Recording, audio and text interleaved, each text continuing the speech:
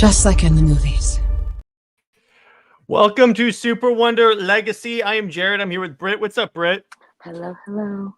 And so this is one of those occasions when, those of you that have watched the show for really long know that I always bring up how Britt teaches me stuff every time we do episodes. Now, here's the interesting thing here. This was like practically episode 1 when you first brought this up.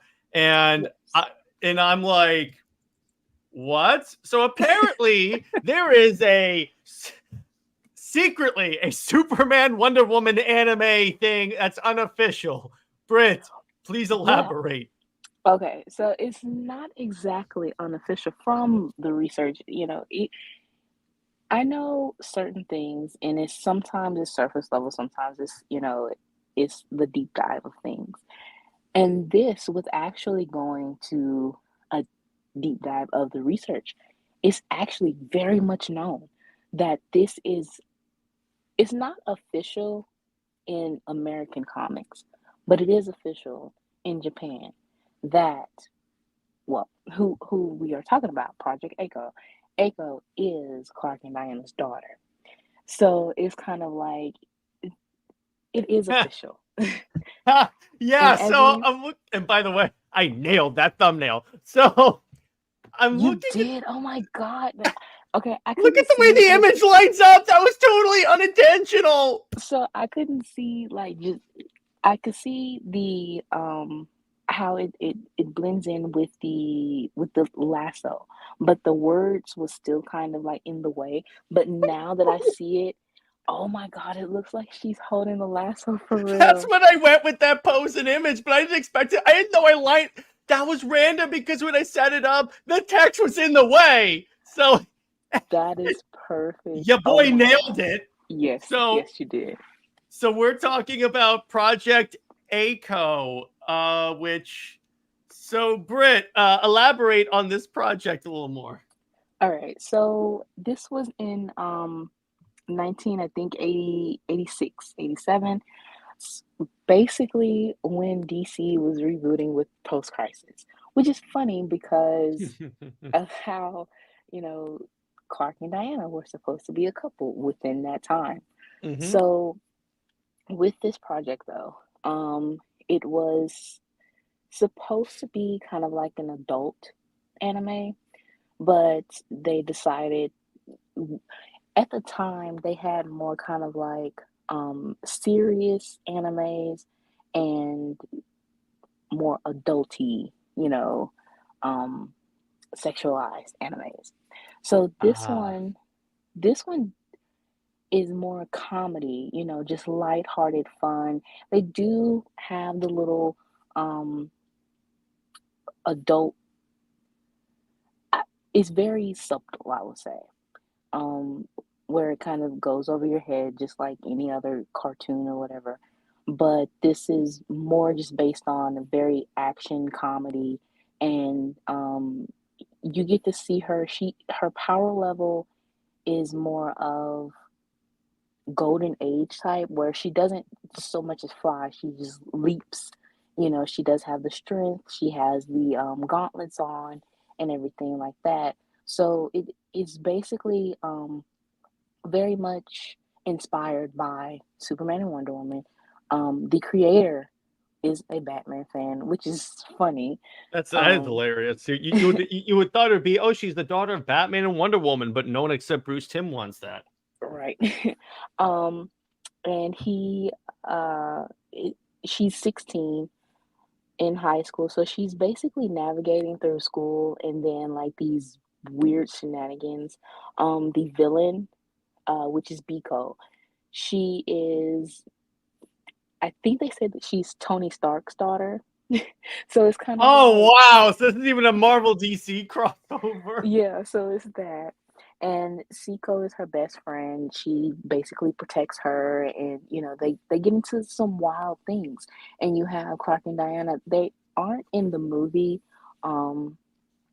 It's very at the end and very subtle, but you can tell that it is Superman and Wonder Woman. And they it's kind of like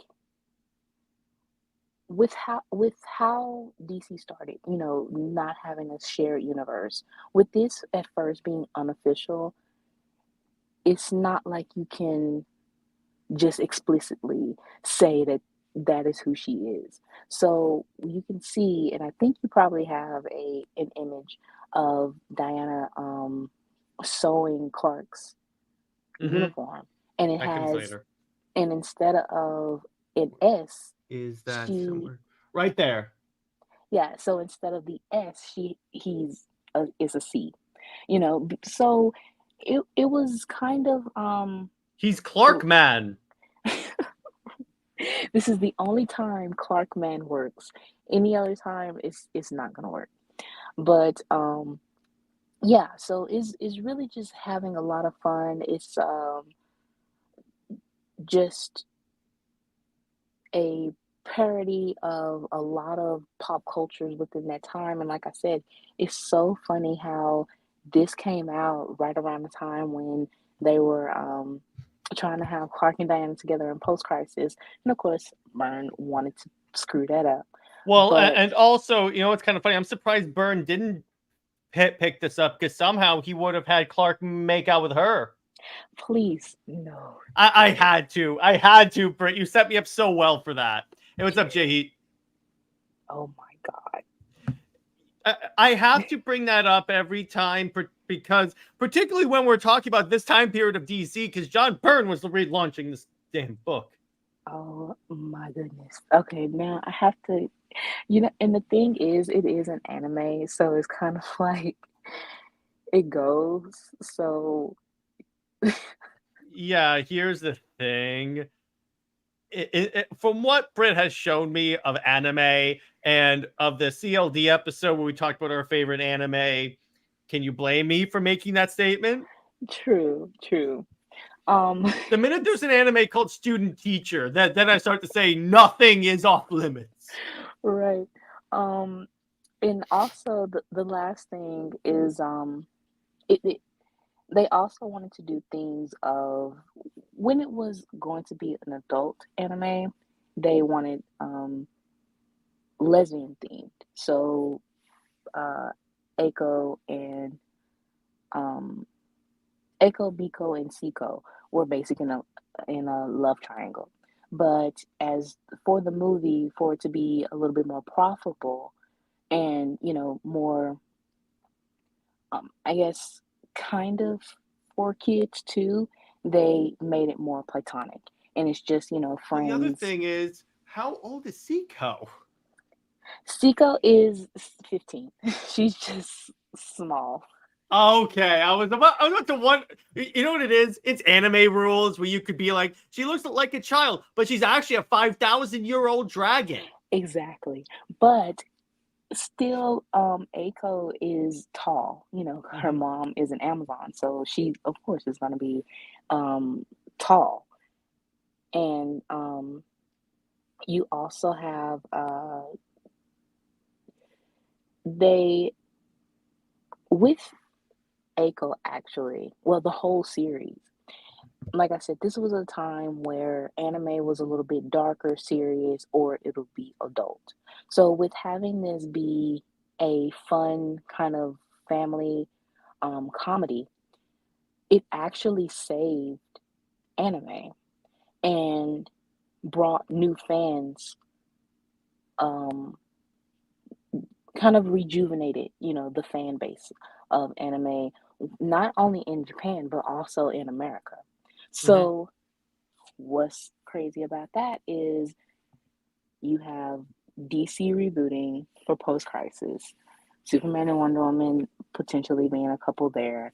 You have this big anime project in Japan that's rejuvenating the fan base.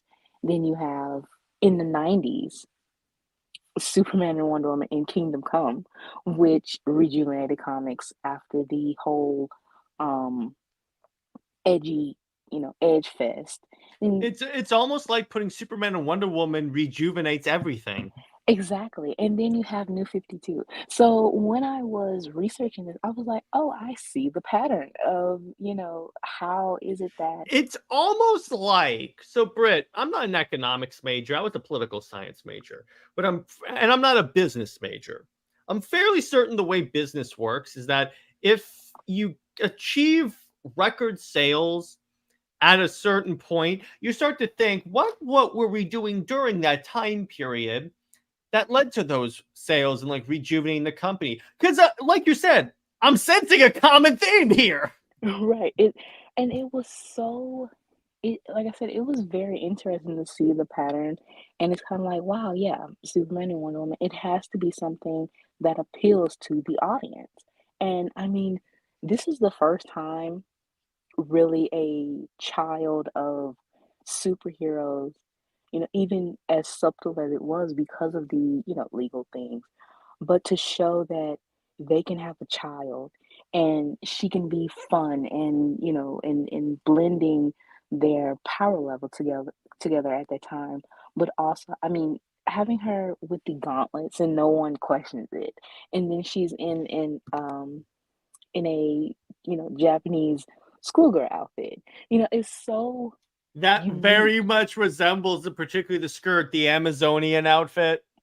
Right. So it's very unique to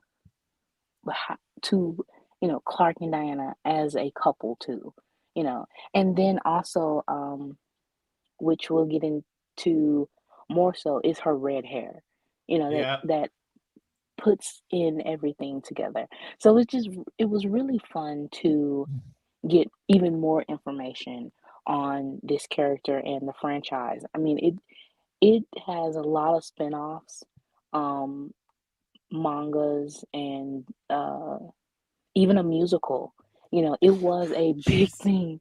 Yeah, it was a big thing in the 80s, and it still is. When searching on Twitter, I mean, the GIFs and fan art are still coming in with Aiko.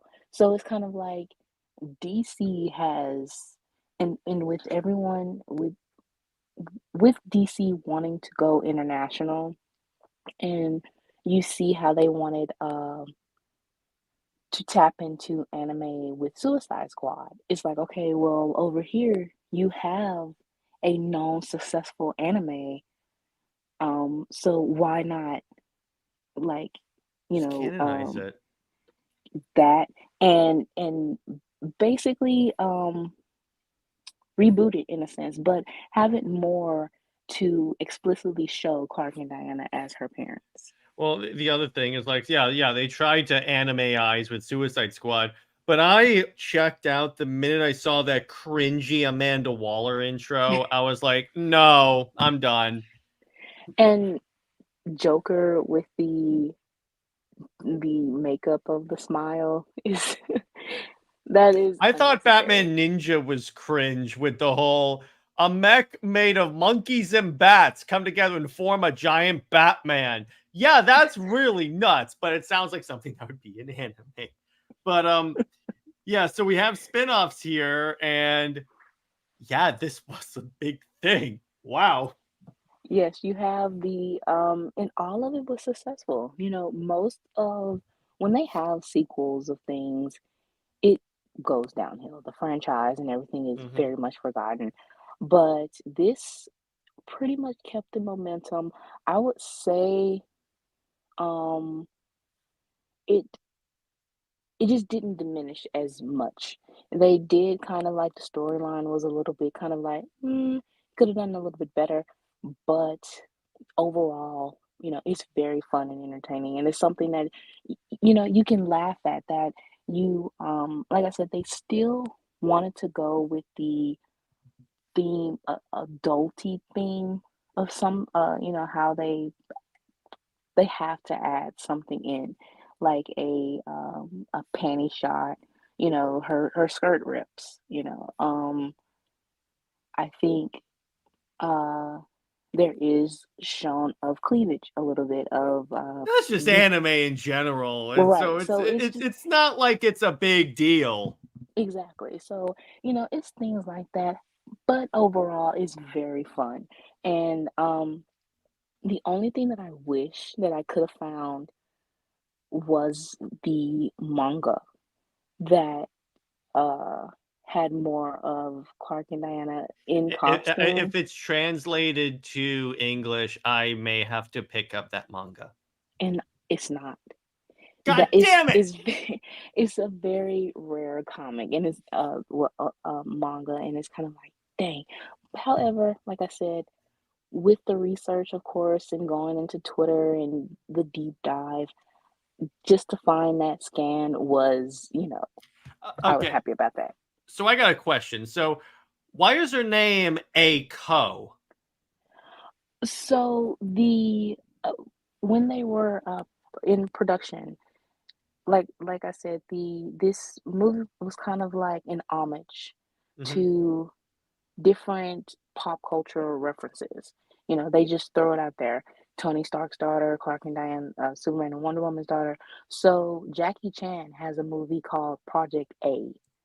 So it it was really just kind of like, because they were fans of that movie, that was the title name, and then they just stuck with it and just put Aiko.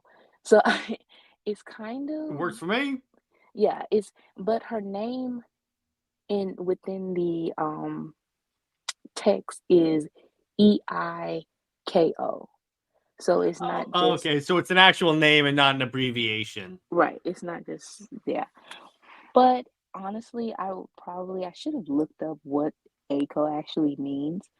I can actually do that right now Yeah, go ahead. and see In the the meantime, significance. those watching at home, because this is a live show, let me know what you guys think about Aiko so far. If you guys will be checking this out at some point, because I know I am. It's on Tubi. Okay, so the um so it's a traditional oh, that is very interesting. So it's a traditional Japanese name for girls, and in the meaning is of hope, um, lead lead in success and prosperity. Oh, okay, there So, you go. that is, and that is very much tied to Clark and Diana with the meaning of hope.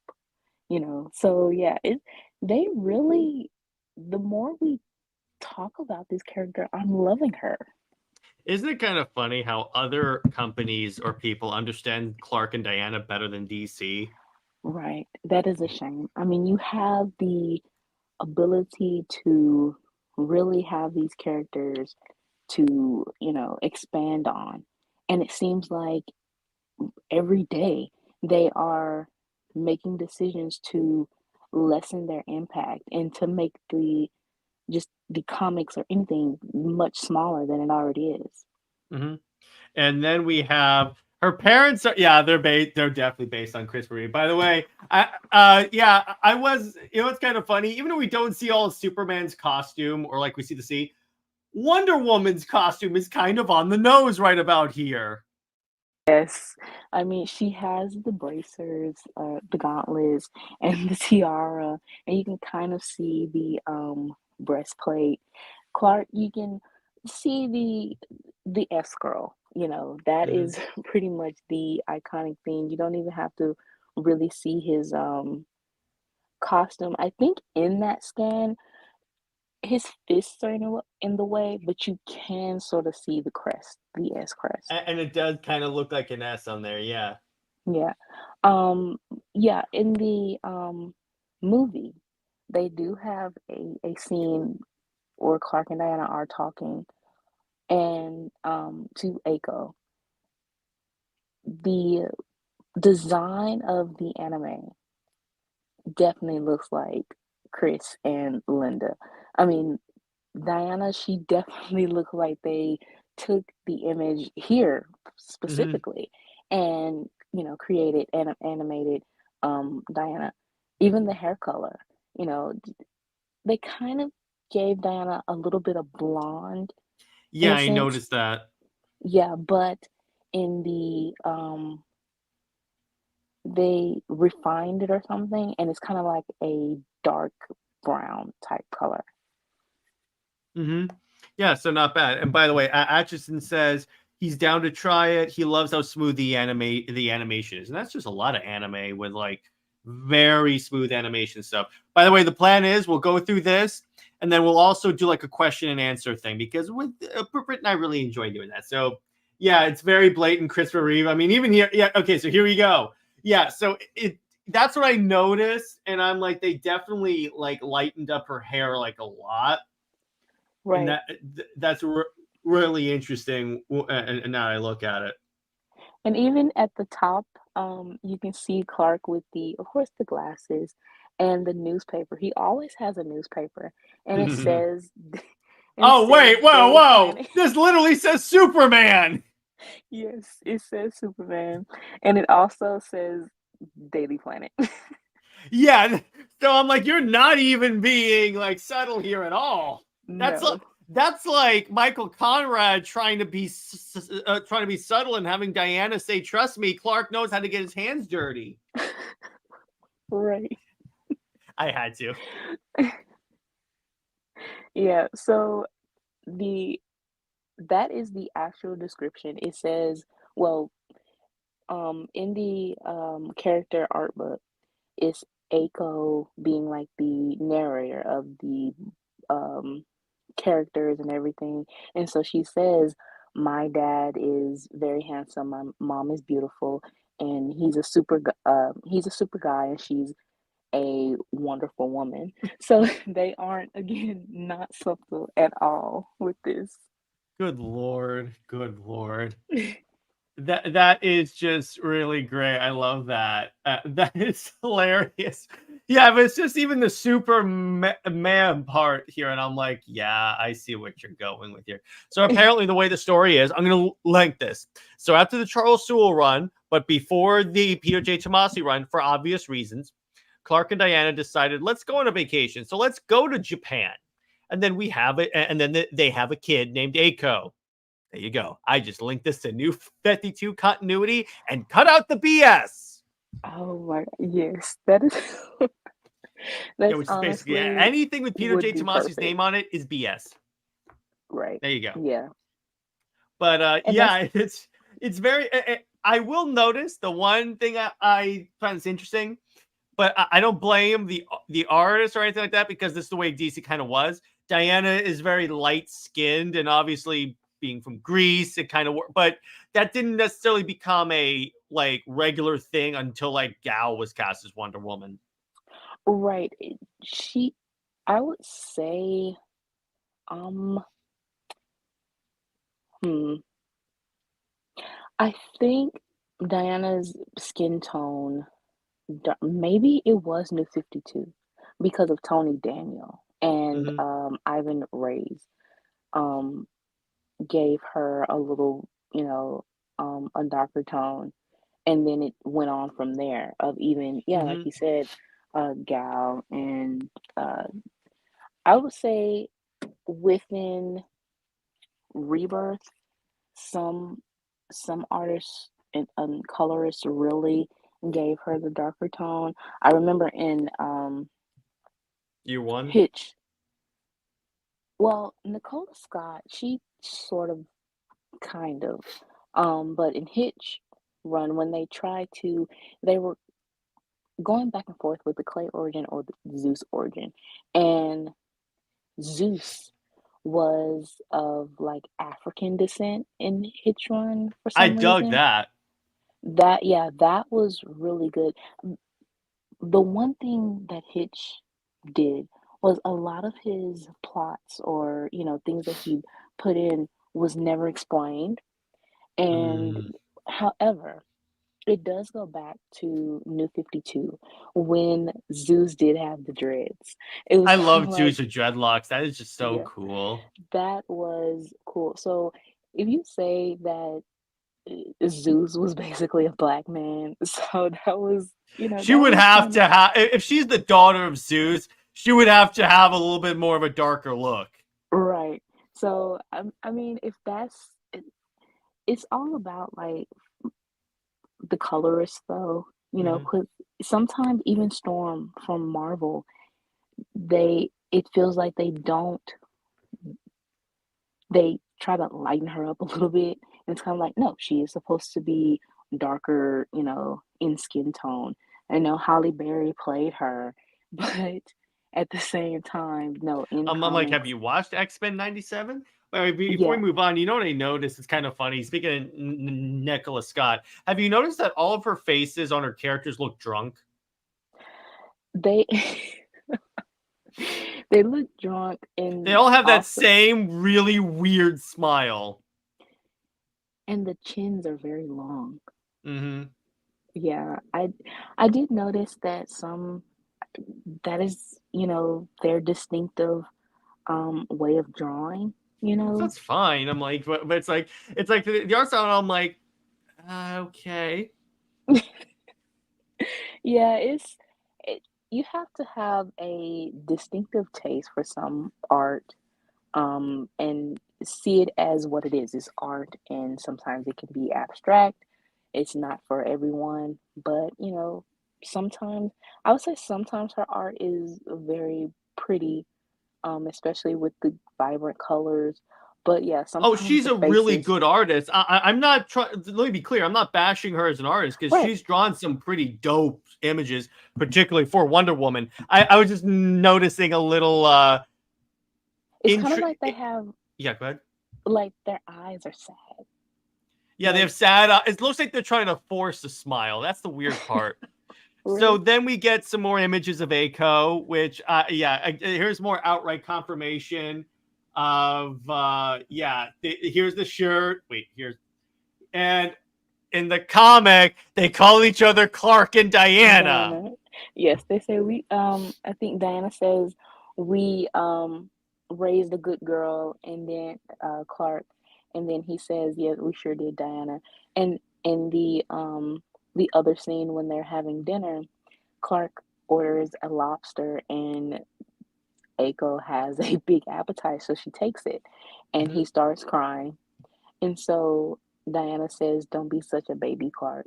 Just So it's I would say that the comic adaptation gave them a little bit more that I really wish that we would have gotten in the original anime.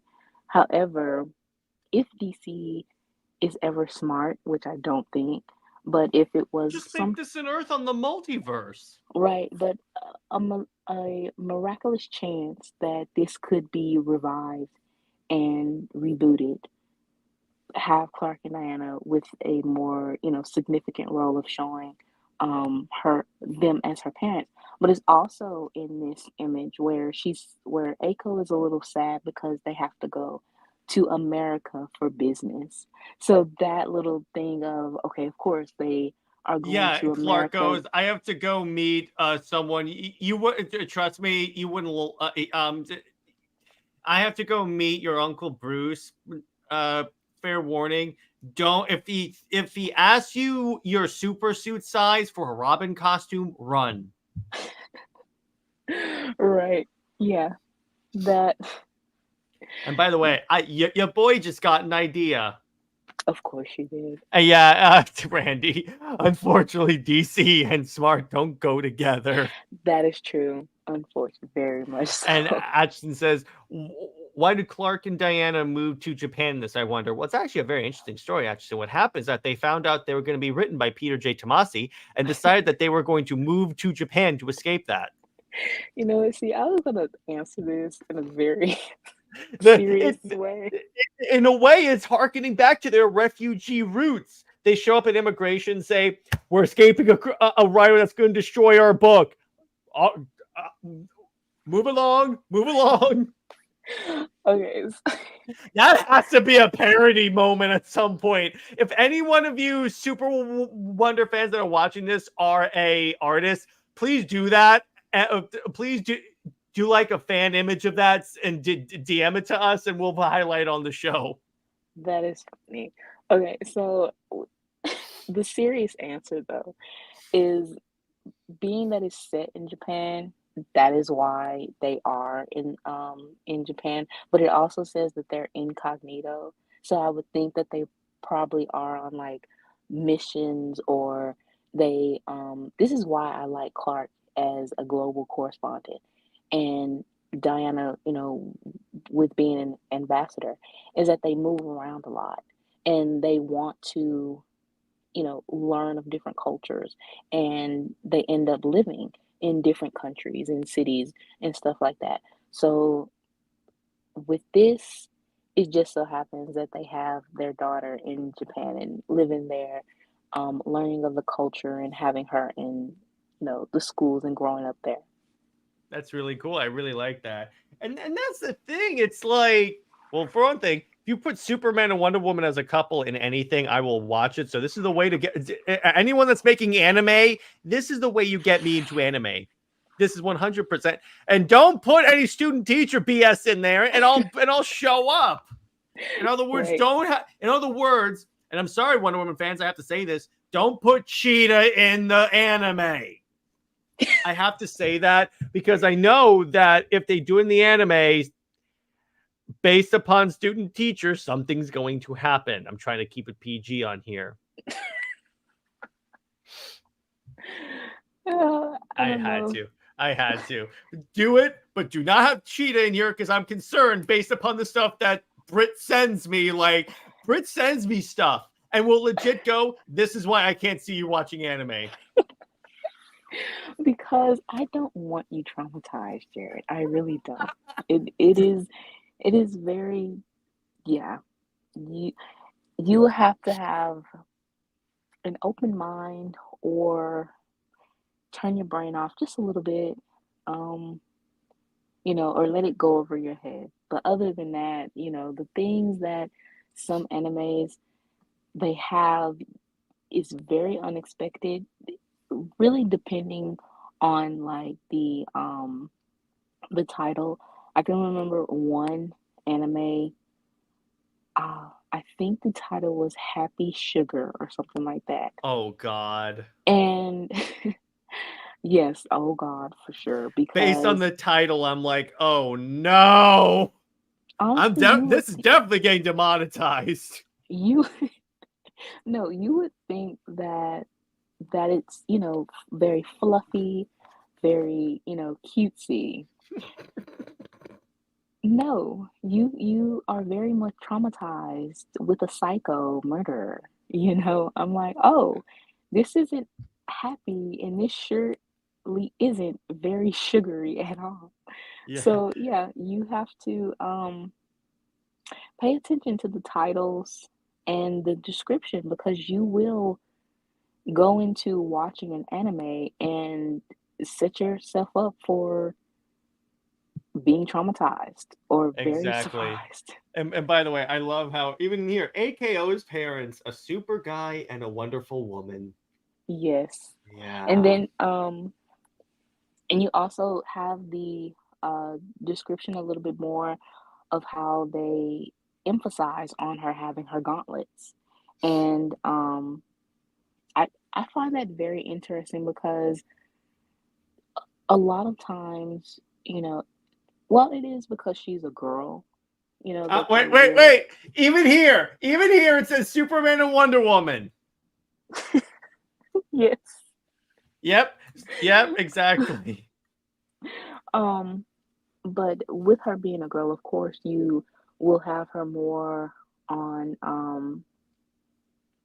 leaning more to her Amazonian roots, in a sense. So, but what makes her more distinctive is the gauntlets. And what is also very interesting is the contrast of DKR Laura, By the way, because I just got another great idea. I bet you did. Okay, but by the way, speaking of DKR Laura, she would kind of play a role in if we did a SuperWonder anime. Okay, so the way this goes is, first of all, Laura has blue hair, Mm-hmm. and That is very anime. Aiko has red hair. They could be in a sense, the Superman red and blue. And we can give Laura electric powers. Yeah, something like that. But it's very much contrast of how Laura, as a girl, she's more on the Kryptonian side, and Aiko is more on the Amazonian side. Mhm. And being that she is more comical, Aiko, and while Laura is more serious, just that Oh, there you type go. of That's the book. It's them like it's they constantly get into arguments, and it's like Laura's like, "Will you take nothing seriously?" And then John goes, "No, I like her." John. John is definitely like the mellow, you know, younger brother. So he is just seeing his two older sisters, clashing, but at the same time, like you said, Aiko does not take anything serious. Mm-mm. Um, there was also a GIF when she was running.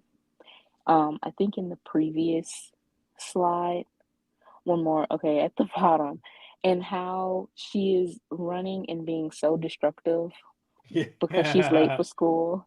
So it's such an over Oh the my top. I God, mean, yes.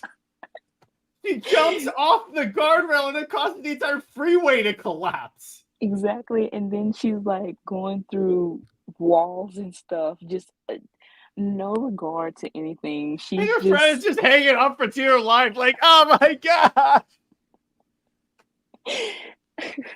Oh, the horror. yes, I mean, If this all were of the the, boys, she would be running through people. right. Right, but it's so over the top and so funny how she's just kind of like it's an everyday thing for her to cause this destruction. And even in the first movie, when Biko is, trying to start a fight, and the fight is so funny because they are like going through windows, smashing stuff, Aiko going through walls, destroying the school stairs and everything like that. And also because she's uh creates like big androids or something like that. So it's kind of like this is how school is, and they question nothing. It's kind of like it's just okay, something weird happens, it's a fight. These two are going at it, and that's it, that's all. There's also a scene where she has a sword, so she's fighting, and I could just think of Diana definitely trained her, you know. And but I would imagine they're like Clark and Diana are watching this on the news, like this girl is running off buildings and destroying stuff. And then Clark's like, God damn it, I thought we taught her better than this. um, And then Bruce calls up. He goes, "Yeah, yeah, Bruce, I'm watching." there's also a scene where she lifts a tank. Mm-hmm. So, Actually, I actually and have that image. yeah, so she's lifting a tank. She's going through the robots that I believe Biko created. Um, she runs on top of missiles. That was cool. Um, Yeah, that is right there. Yeah, there you go. That is so anime. yes, it's so. I mean, honestly, yes, she is very much Clark and Diana's daughter because they would do that. Um, Can you and imagine new 52 Clark in the t-shirt and jeans doing that? yes, oh my God, yes, that DC, definitely. do that. I know you won't, but And please do that. yeah, they won't. There's also another scene where a construction beam falls, and she catches it with one hand and bends it. So it's kind of like bending of steel. So it's just those type of scenes that's very, very cool to see. And again, it's showing how a, a child of Clark and Diana can be so over the top and so much fun, but you can see the equality of both her parents, you know, within this. But of course, DC is just not smart enough to capitalize on that. With Of course not. Why would they? going back to DKR verse, though, Raphael Grumpa, his artwork for Golden Child was phenomenal. Mm-hmm. And the way he designed Laura and John, he with the descriptions he said that the way he had John, he was too much of an anime character. Yeah, I However, was about to say the way he's just flying there, but he's just like hands in coat pockets, almost like he's standing there. right, so there's an anime called Psyche, and the character, he has all, psychic powers. And this is John basically. Mm-hmm. And his attitude and everything is John.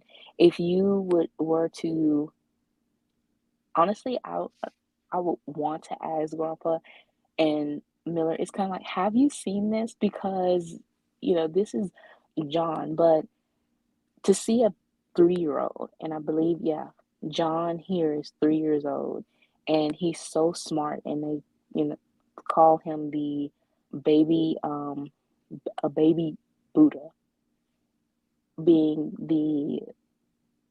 he's powerful but wants to be a peacemaker, and that is very much still on brand for pretty much Diana's, um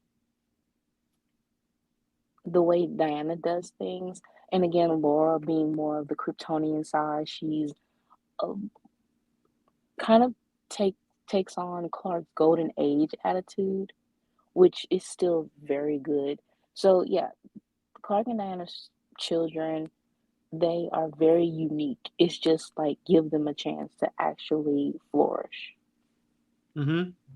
Yeah, it's really great, and this would be kind of interesting. Now, the other thing that'll be also kind of interesting is that how would, like, imagine Lex Luthor reacting to them having, like, it's just Lex would be like, okay, Superman, I know you and I have problems, but your daughter destroys stuff when she goes to school.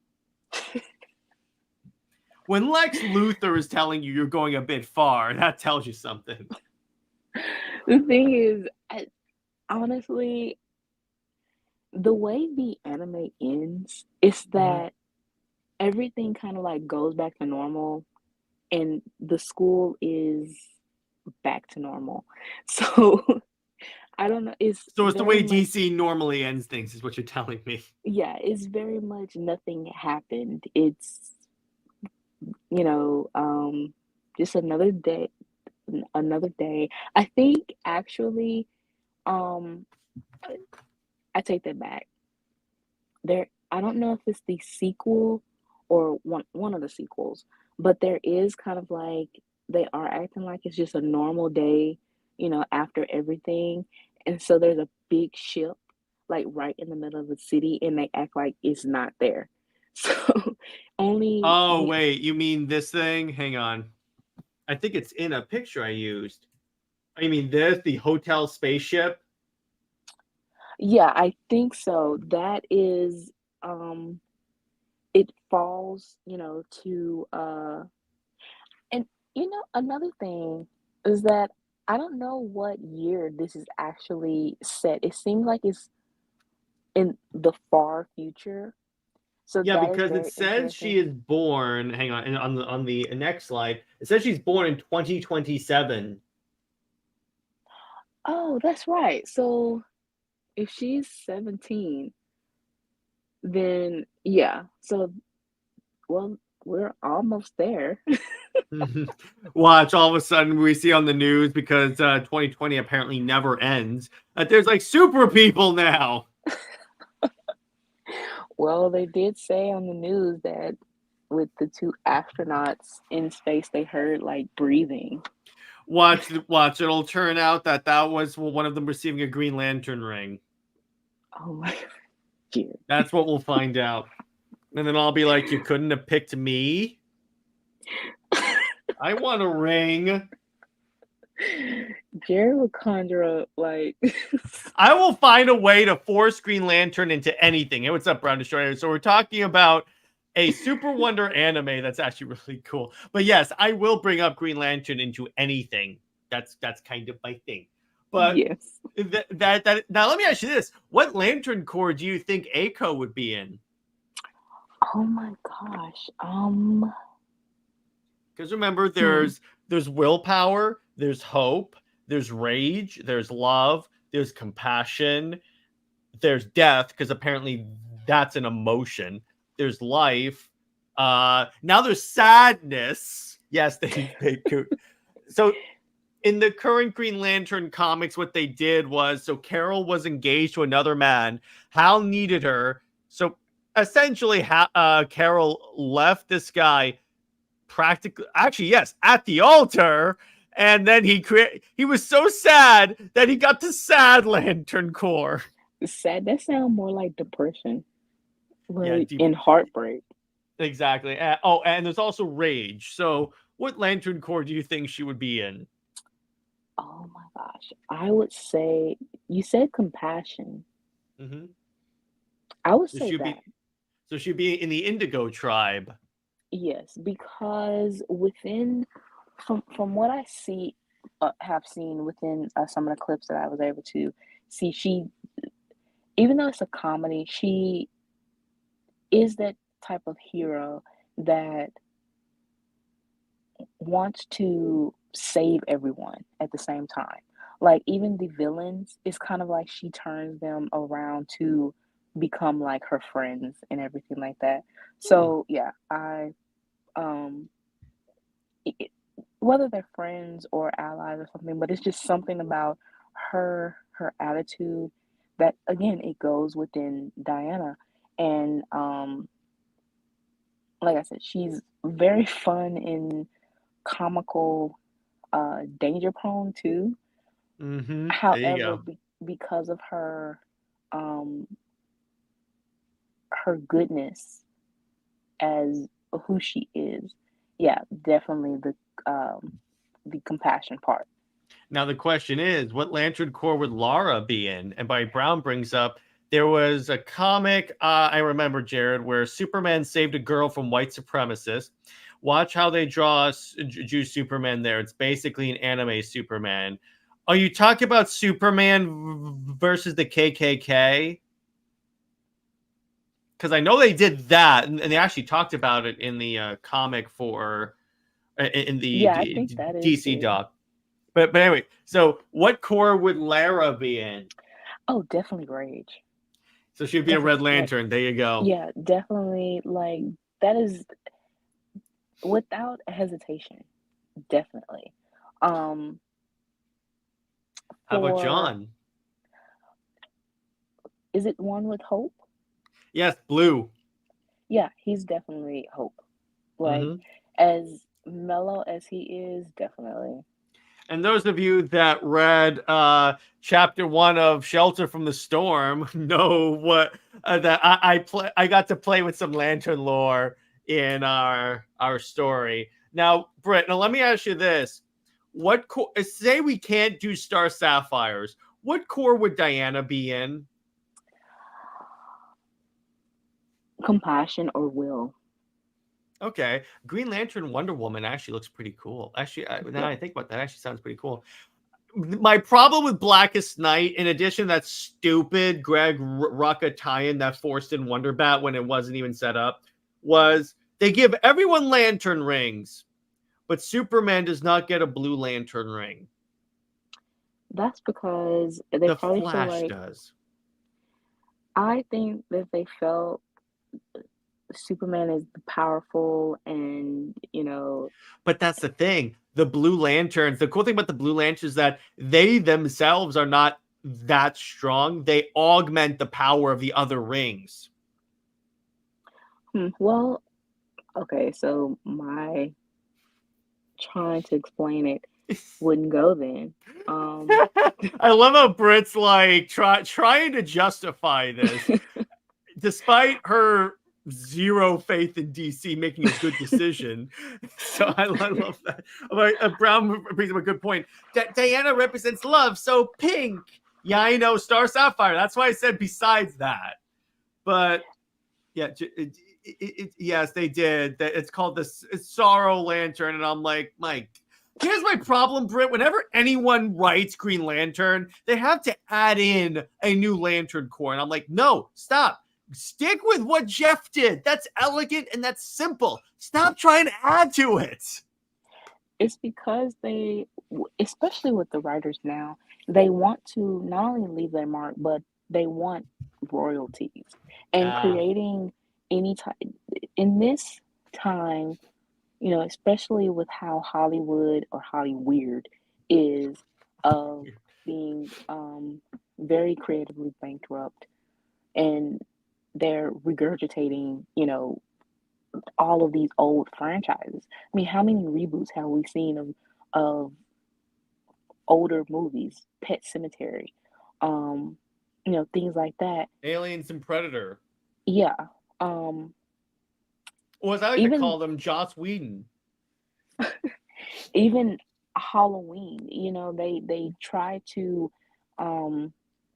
milk the cow dry, you know. So what these creators are trying to do is basically, you know, create these different, it's not so much that they're different characters, but like Trinity, you know, Trinity as not Wonder Woman's actual daughter, but and her name is just it, honestly, with how she was created, her name and her design and everything. You couldn't have picked a better name that links her to Wonder Woman than But Trinity. that honestly shows how, again, creatively bankrupt, but you're just looking for a paycheck. I mean, Britt, I don't want to reveal it because it'll be spoilers for a story Britt and I are working on, but we literally came up with a name for Wonder Woman's daughter that's perfect. Right. I mean, it's perfect in the sense of just her character, and honestly, it has so much meaning behind it. You know, with the connection of Diana and just her setting, I would say. Yeah. Now, Britt, now let me ask you this. So when you sent me the slide for if we did a SuperWonder anime, you gave me all these different stories. Would these all be separate ideas for like animes or like anime movies, or would this be like an anime show where each arc is adapting these? Okay, so that is pretty much why I sent it like that, because I didn't quite know. I would say that Power Couple, definitely a movie. Yeah, that's getting a movie. Definitely a movie. That Honestly, can people be separate. that can be the very first movie that leads to the spin-off anime, because in this, Superman and Wonder Woman fall in love, get married, and then it ends with them having Eiko. Right. So I would say that, yeah, Power Couple is a movie. Kingdom Come, definitely split in parts. A mini series. Your boy got another idea. Of course you did. Isn't that like three That's or four? three. Three. Of course you keep count. League of One is definitely a movie. War World is a series, a mini series, probably five episodes.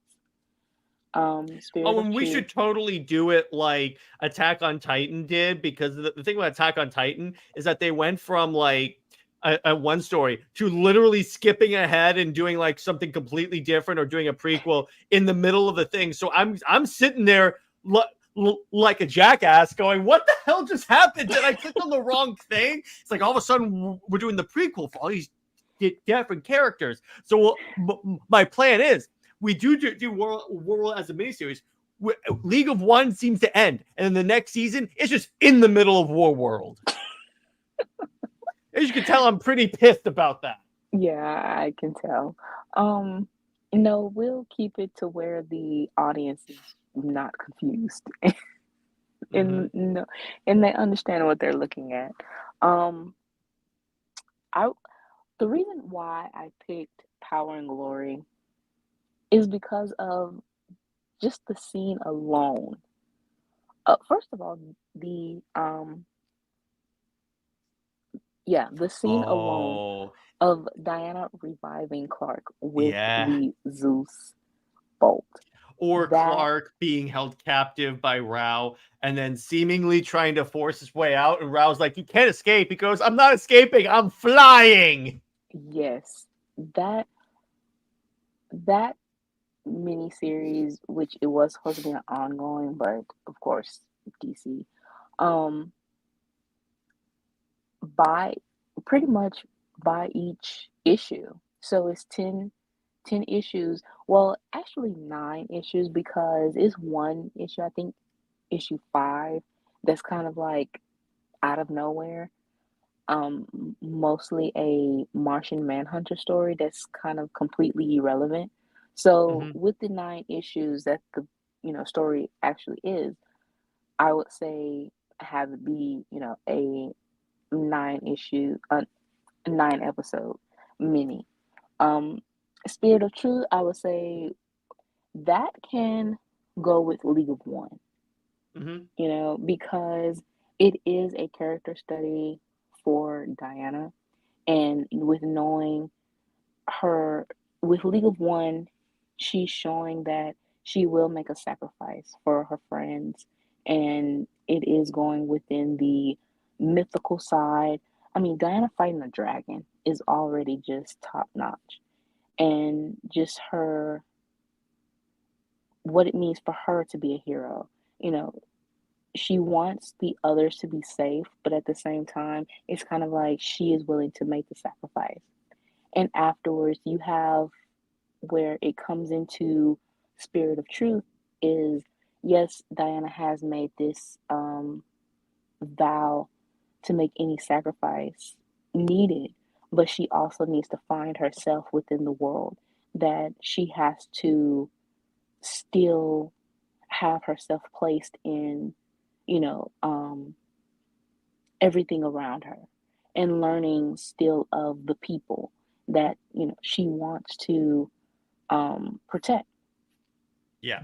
And by the way, so we got some comments I'm gonna check out. So if people don't like the new 52 Superman, they would have a heart attack if they read Golden Age. Yeah, I know. Because there's Exactly. so many people that think John Byrne invented Superman. Brown says it's funny when you read manga, you get the feeling that Japanese schoolgirls all wear short shorts and micro skirts, but really it's a way more conservative school. That's the other thing. It's like I was watching Yes. Tokyo Drift, and even I'm like, I'm pretty sure they don't, based upon my cursory knowledge of Japan, they do not dress like that. Or like, I'm sure there are some schools that do it, but that's not the norm. No, it is definitely, anime is definitely giving teenage fantasy type thing. It is not like that in reality. If anyone thinks that's reality, you will definitely get a reality check. Exactly. So, Britt, now let me ask you this: if this were an anime? What art style would you want? Because I really like this one over here in the top right. Okay, so that was by um Kill la Kill uh art director. Mm-hmm. Sush I think it's Sushio. Mm-hmm. And this was used as promotion for Wonder Woman 17. Uh, at that time, which Wait, the is, Gal movie? yeah, Oh, oh wow! But they even had it with Superman. right. That, again, that is the funny thing, is that a lot of DC's outside promotion for Superman and Wonder Woman of anything, Superman and Wonder Woman are paired together in a sense. Mm-hmm. Um, at that time, a lot of art that came out for DCEU was Superman and Wonder Woman together. Um, Mm-hmm. and I would say that the style works if you do want that playful, humorous feel or tone that Aiko has. However, Diana is kind of like too teenagery, and then Clark, he looks like a teenager, very tall, but of course Diana is very, she's going to be short. Um, and she's going to look like a 12-year-old. So I, you have to change it up Hmm. just a little bit. But Yeah, but or unless you want to do like a young Diana and a young Clark kind of youngify me, you could do that. Now, yeah, here's the thing. So, Britt, they could totally bring back Eiko and make it like a world in the multiverse. You know how I know that? Because DC has been trying to do these manga things. So exactly. I'm like, it's not like the infrastructure is not there. And by the way, I did read this, and Superman does show up and talk to Batman. Obviously, they're very anime eyes, but it's not bad. But I love when I open up the book here, and I was at the back, it says stop. This is the end of the graphic novel. You're reading in the wrong direction. Was that a culture shock for me and a half? Yes, yes, you do Or have to hey, read the other way. Yeah, Dragon Ball Super art style. That could actually work, considering Goku is based on Superman. right. Um, on the other art styles that I liked, it as far as being westernized, it's Castlevania and Blood of Zeus. Like those Yeah. are the art styles that fit, especially power couple when you want to have like a similar tone and structure of Tony Daniels art. Um, I think those are a It good looks blend. very similar to Tony Daniels' art. By Brown asks, wasn't there an AI photo before BVS release of Gal Gadot kissing Henry Cavill Superman? It was all over Twitter back then. It Yes. sounds familiar. Yes, there was it wasn't AI, it was AI wasn't exactly as apparent as it is now. It wasn't as specific and detailed to where it looks So realistic. tell me, AI got worse. Well, I say worse because you can tell a lot more now that an image is AI. well, with the AI that was first coming out, it was very much abstract art. Like you can, it was abstract where you couldn't even tell what was what. So this, I believe this is what you're talking about is an edit Mm-hmm. of just kind of like someone's actual, creativeness of Photoshop and was able to, if it was Justice League 12 Kiss, Mm-hmm. then yeah, that person took the Justice League 12 image and sort of took the time to kind of like make it more realistic and add their faces and stuff like that If to that that works, image. can you imagine if we got that with Henry and Galba for real? Oh my god. Why can't I ever get what I want? DC, you're always screwing me. And by the way, I was thinking, looking at this, Immortal Wonder Woman should be the very last thing. Yes. That ending for, I would say that it could be a movie. And I would also add even the dream that Diana had with Clark And you can because have him say, you can have Diana say, "Here we are in our totally platonic dream." it can be I mean Right, and Jin's here art. is the last shot of the anime. It has to be that shot right there. Yes, exactly. Exactly. That is what her art is so beautiful and it it sets the tone Jen of an Bartel. anime. She Yeah. does a fantastic job. But Tevia actually asked, he's curious, what anime studio would you want in Brit? I don't know if you track anime studios. I don't. So I have no idea. But honestly, just whichever is popular enough to it, okay, basically I would want a studio of that will respect the characters and it's not going the cheap route like Mm-hmm. DC has done with their animation so far with like the Tomorrowverse. Just something not that. Maybe kind of the 3D animation that we kind of got with Batman Ninja, maybe. No. I love Brit. She's like, no. No. Wait, No, no. there was a Golden Girls anime? Oh, wait, hang on. Oh, Golden Girl. I read that wrong. Or yes, Blood of Zeus. I would basically Yeah. just approach them and say, Blood of just write a Zeus. number on this piece of paper and when we'll do it.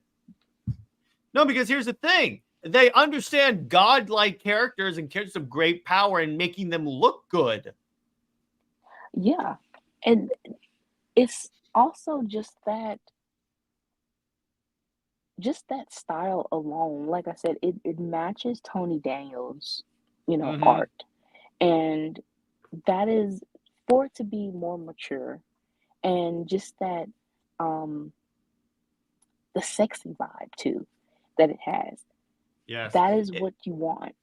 If I were to be in charge of that, I would have, okay, so here's the idea, guys. We're going to do a scene. Clark is going to encounter the god of the sun. Britt, you know exactly what I'm adapting. So Yes. when Clark punches him through the volcano, I want you to zoom in on Apollo's face so we could see a small crack forming in his visor. Yes. That's what I want. Let's see. You could also, or maybe the people who made, yeah, exactly. Blood Zeus, Studio Trigger. I don't know a lot of like.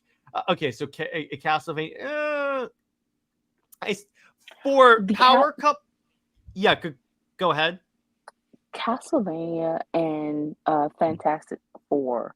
Ooh. Also the X-Men. Did you ever see the Catwoman Hunted one? I did. Okay, so no, that not for this, but maybe for like a different thing in here. Okay, so I would say the thing is that it's too sexy to involve a story surrounding kids. Yeah, not that. I would.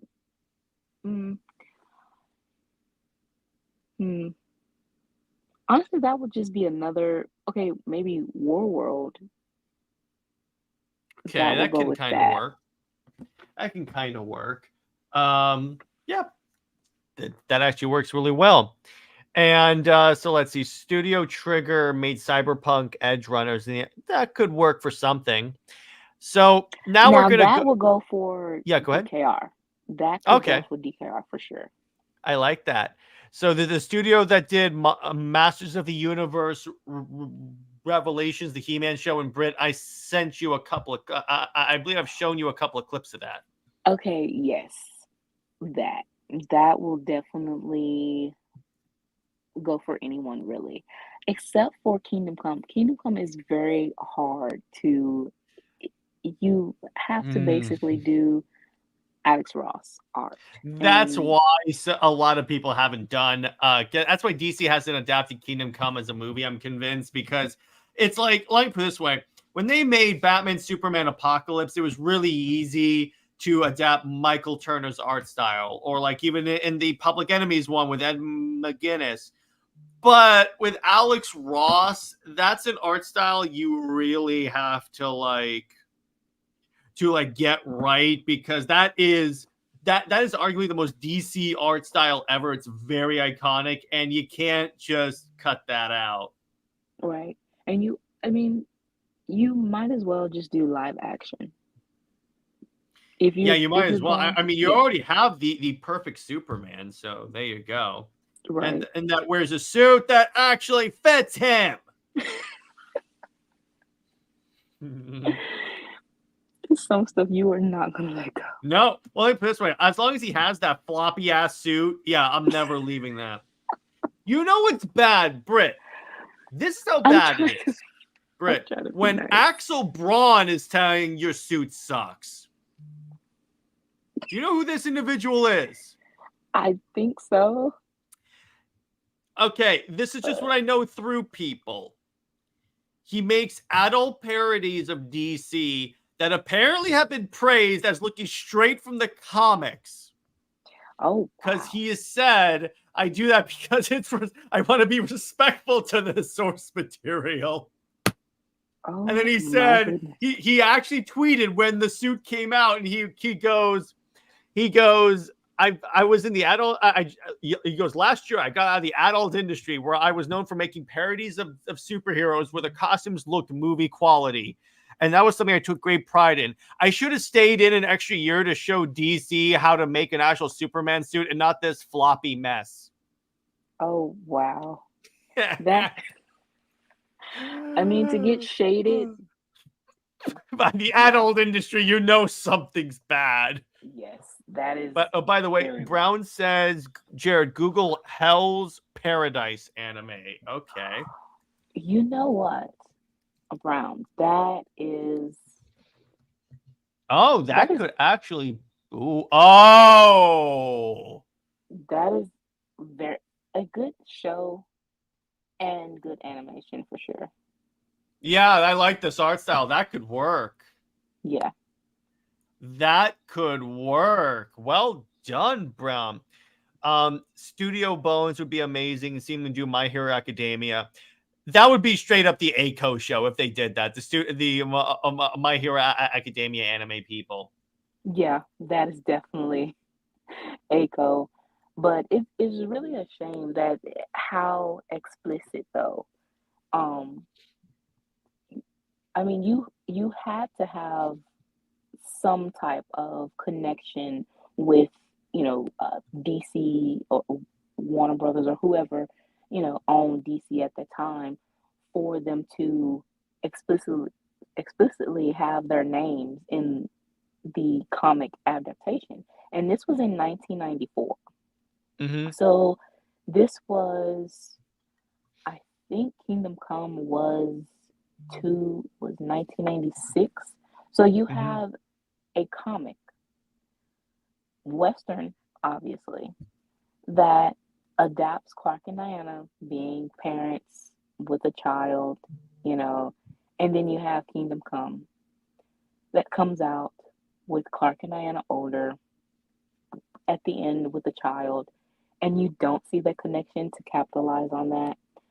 Even Mm-mm. in, you know, instead you want Superman to die by a Well, troll monster. again, Britt, this is the studio that looked at the positivity they were getting with Zack Snyder's Justice League and did nothing. So at this point, I have no faith in DC. And yes, I'm all in, but I don't think DC and WB are all in. That's what I'm. That's my little dig because I don't think Yes, they're it all is. in.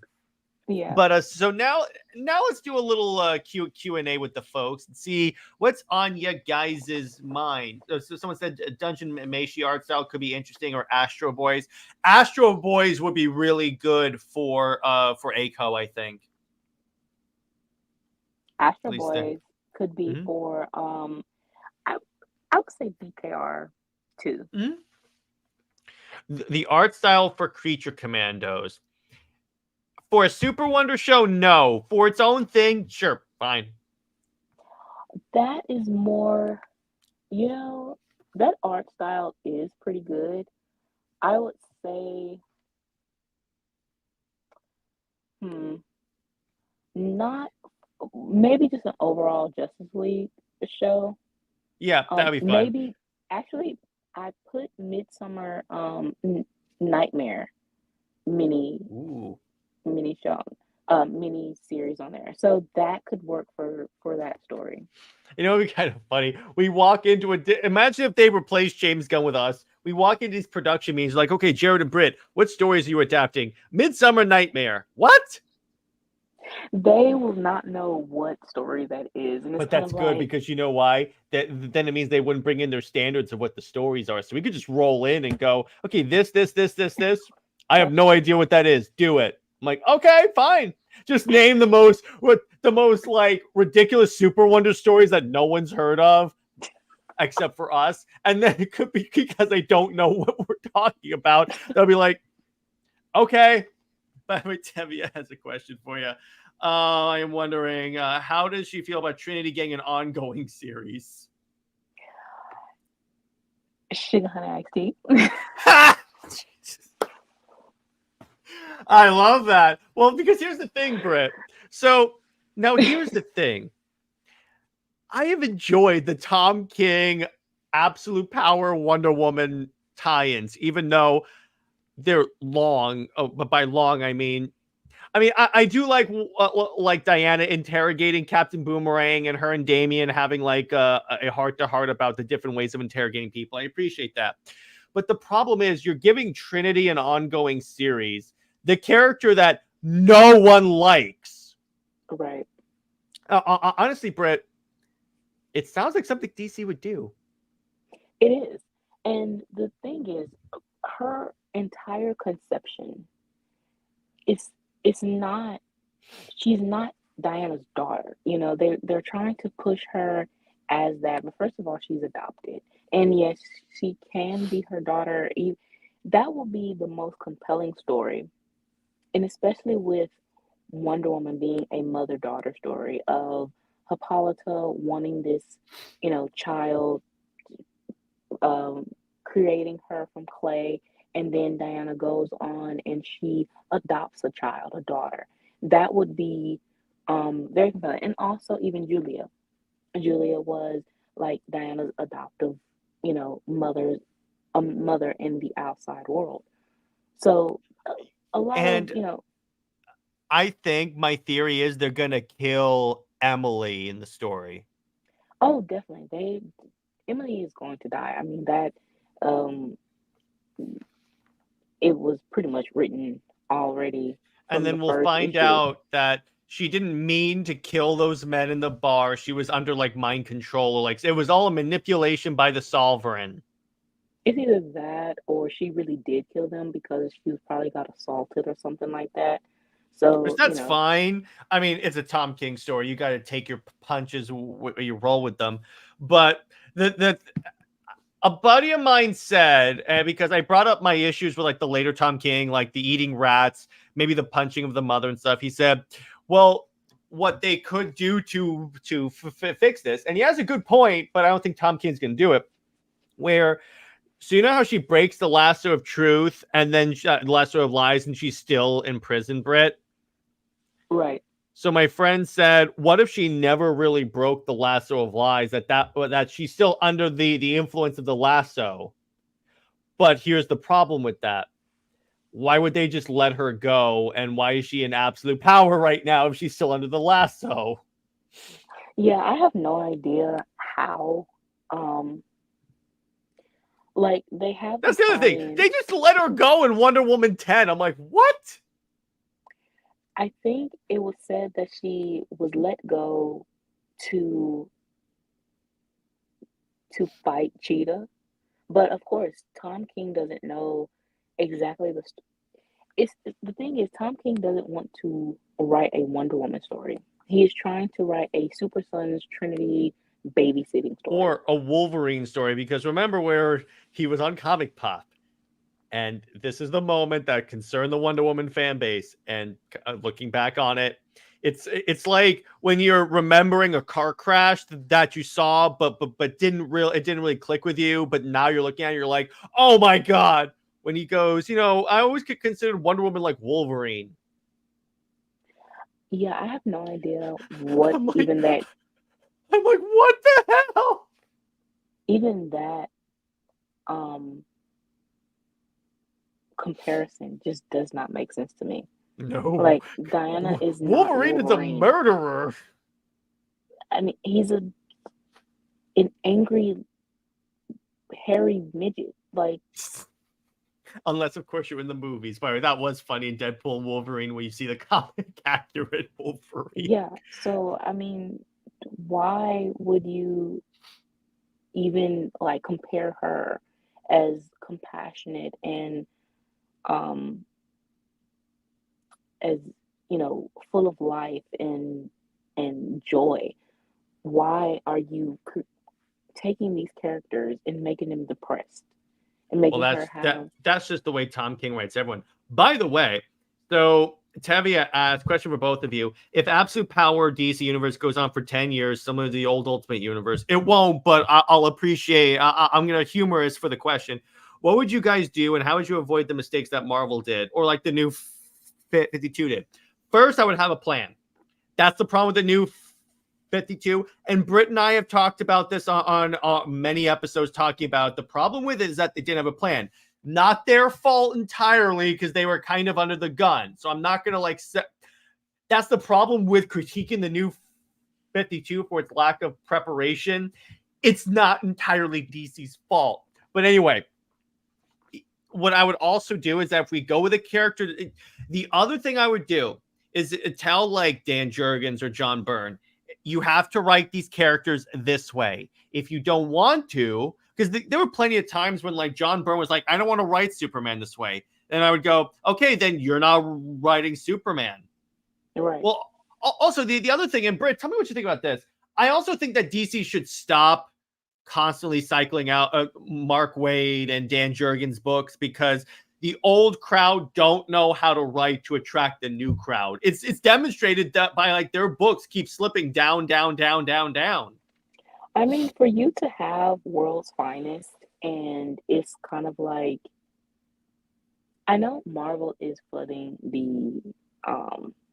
the charts with number ones and everything, but Ultimate Spider-Man and their Ultimate line right now is in a stable. Because you know what they did?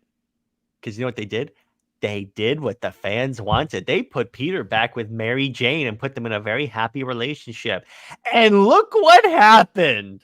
And you know what's funny is that Peter and MJ can be together and the Spider-Man books sell. Even if he isn't with her, the Spider-Man books still sell. Because it's Spider-Man. Right. But when DC brought back what the fans supposedly wanted with post-crisis Superman. Well, Howard Superman. And being with Lois and even having a kid, yeah, the sales were not there at all. It's because here's the thing, Britt. Here's why. If we're taking this from a shipping perspective, when it comes to Peter and MJ versus Clark and Lois, Peter and MJ, people actually, the majority of fans actually like. That's the thing. Peter and MJ has appeal. Lois and Clark is just generic. And but by the way, and then all the old Ultimate Universe back in the day, that too, because the problem with the old Ultimate Universe, Britt, tell me if this sounds familiar. So in the old Ultimate Universe, like the original Ultimate Universe started great. They had all these different books that were going well. And then Marvel sabotaged it. Very much DC with New 52. It's literally the New 52. Like, people got concerned. Okay, so in one of the arcs, so obviously you know who Scarlet Witch and Quicksilver are, right? Right. In the Ultimate Universe, they were still related, but they were also sleeping together. Huh? Yes, exactly. This was Jeff Loeb, and then they did this. The death of the original Ultimate Universe is attributed to an event called Ultimatum. Okay, Britt, to tell you how bad this event is, Ultimatum is the Amazon's attack of the Ultimate Universe. No. Like what they did. So the story starts off actually really cool. So Quicksilver, apparently, I think Quicksilver is like dead, or like Scarlet Witch is dead. So Magneto reverses the poles of the Earth and causes a big tidal wave to hit New York. It's actually pretty cool. Some heroes die off screen, like Daredevil, a bunch of the X-Men. I'm not sure if Storm makes it, but it starts to get bad. So do you know who the Wasp is? Yes. You know how she No. So Hawkeye is coming across. So Hawkeye is going through the devastation. He's like, Jan. He turns a corner. You know who the X-Men character Blob is, right? I think so. He's a fat guy. He was in X-Men Origins. Blob is eating her, and the text literally eating her, and the speech bubble says tastes like chicken. I love that silence. And then and then Hank Pym, Giant Man, he gets revenge by growing real big, picking up Blob, biting his head off, and then spitting his head out. Yeah, it's really, really stupid. And then so they get to at the end, the way the story ends, that they get to Magneto. Magneto hijacks using, apparently because Magneto can use metal powers, he can activate Iron Man's suit. So what he does is he takes Iron Man's suit, and Cyclops, somehow he's managing to manipulate Cyclops with the visor and makes them blast Wolverine to the point where he's a skeleton. But Wolverine is still able to stab Magneto. And then Cyclops blasts him in the head. And then finally, it ends. Cyclops is giving a speech, and he's assassinated by Quicksilver. That's a lot going on. It's a lot of stupidity, and it's needless brutality. And I'm like, don't get me wrong, the art by David Finch is fantastic, but the writing is so bad. So that's what they did. So they killed the Ultimate Universe.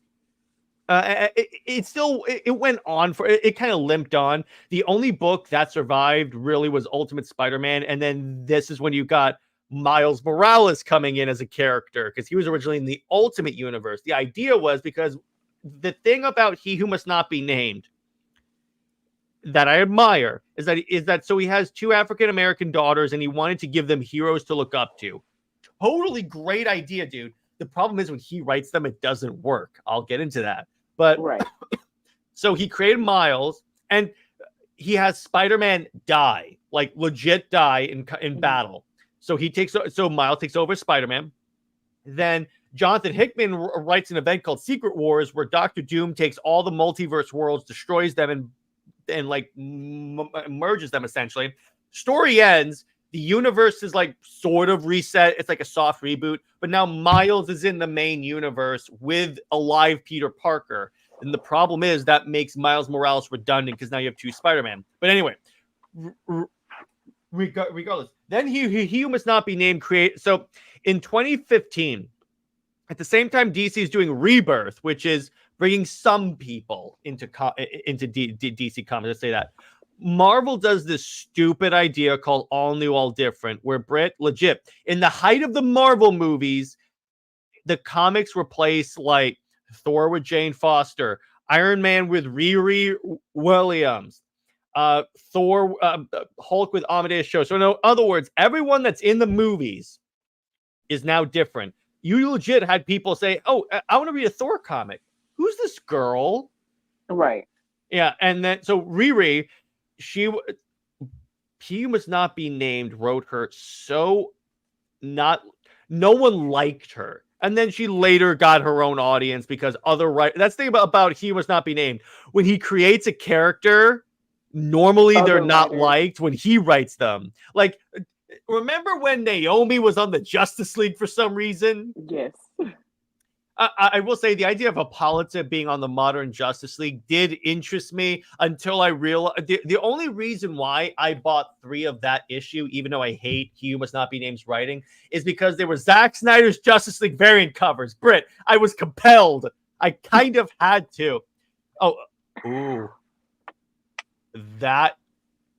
cartoon anime series of the female Furies on the Apocalypse, like with Barda. That is a great idea. Yeah. This could be running concurrent in the same continuity as the Wonder Woman series. You could have the contrast of the Furies and the Amazons, and you can eventually have like a crossover. That's an excellent idea. Why don't we ever think of that? That is wonderful. Hopefully DC learns from their mistakes they made during the New 52. Randy, expecting DC to learn from their mistakes is like expecting a politician to tell the truth. That ain't happening, bro. I was going to tell you that right there. When has DC ever learned from their mistakes? Oh, yes. I had to. That's the one time I'll get political on this. I mean, any party. I love how a lot of bad things people talk about during the New 52. We're doing the whole truth convergence arcs. Yeah, whenever anyone talks about how bad the New 52 is, they talk about when Superman was like on a motorcycle traveling across the country, or like Tomasi was writing Superman Wonder Woman, and I'm like, have you read the previous part of it? Because there was actually some really great stuff. No, because that will ruin their argument. Yeah. And see, here's the thing. It's like here's the fun part about getting back into comic about the channel because of doing, like, for one thing, and Britt, this is me giving you a shout out. I was not as big of a fan of Wonder Woman as I am now until from doing this show, because when you look at like the history of that's the thing that I love about doing this show with Britt and why we complement each other so well. The amount of research you do. When I get the show notes, I'm like, oh my god, it's good. It's good. I love it. The thing is, I try to be as detailed as, you know, with everything, and that's pretty much what I do with even the fanfics, is because it's, you want to, these characters are 80 plus years old, and they have a lot of history. And no, we don't agree with post-crisis, a lot of it, in other stories that they have, adaptations, you know, interpretations. But at the same time, at their core, you want to, they are the same. And you want to respect that. You want to respect their purpose. So with the information that we gather, though, especially with the fact that we ship Superman and Wonder Woman, and it seems like some fans, they are basically like sheep. Yes, exactly. Oh my god. And like parrots, you know, they mindlessly repeat things. It's almost like, you know, it's kind of funny. There's a word for that, and it starts with a C, and it's what the Snyder fandom gets called a lot. I think it's called a cult. That's literally what it is. It's the minute you guys should see the DMs that Britt gets. The minute these people start saying, start talking about Clois and we'll forgive you. Yes. What? But real quick, I just remind me about a question he had. I just want to bring this up. Have you seen the scrapped Superman Wonder Woman power couple issue where they were fighting Metallo? It would have been cool to see that issue, especially since Wonder Woman was wearing her Jason Fabok costume. Yes. So with we'll go back to that. With the fans, the DMs that I get are annoying. She sends them to me. I can't show them on here. No, you can't show them because some of them are very weird, and disrespectful. But just with the things that we can say is they sound like they're from medieval times. You know, the way they or sound like a gesture or something, you know, that wants to troll you in a sense of I don't know. It's very gaslighting in a sense too. And just the way that they word their threats are very weird to me. But there you go. but really, they lack nuance. But despite that, the fact that we have so much support, though, it does overshadow that. And you know, with how New 52 has been basically the revisionism, you know, with it, of how it was all bad. And when you give the information, though, it's like, no, it wasn't all bad. You know, there were some gems. You're just reading the bad stuff that gets highlighted. And that's the thing with the support that I really want to bring up, is that in October, we're celebrating 4 years as a channel, and seeing where this thing has grown, it's one of the largest privileges I have ever had. And by the way, Brown says Britt has a very calming, cute voice, so I can't imagine anyone being mean to her. People try, trust me. People try. But it's seriously, it's like 4 years. And it's in October, so and we will be doing a special live stream for that. But 4 years of this, particularly seeing that the most recent year is this show, amazing. Yes. But, I mean, yeah, I go ahead. I would have never thought to, you know, be on a podcast talking about Superman and Wonder Woman. Really, it was just the fanfics, and Mhm. some I would, respond to some things on Tumblr, or I used to communicate openly on Twitter, but and the Instagram, but to actually talk about it, and that just gives me more, reason to research these characters. And sometimes I would say I don't like Superman. Sometimes it's kind of like, oh my gosh, the character, and it really comes down to, however, the way the fans are, the how unwelcoming some of the, the Clovis fans are, and some of the Superman fans that are just Superman fans. They don't even really care about Clovis either. It's just they have Or the the Wonder Bat fans that are just Batman fans. though, them.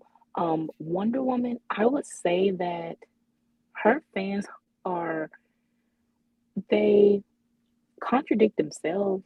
So it's, Here's the thing: the Wonder Woman fan base is cool, unless you try and say Wonder Woman's not bi.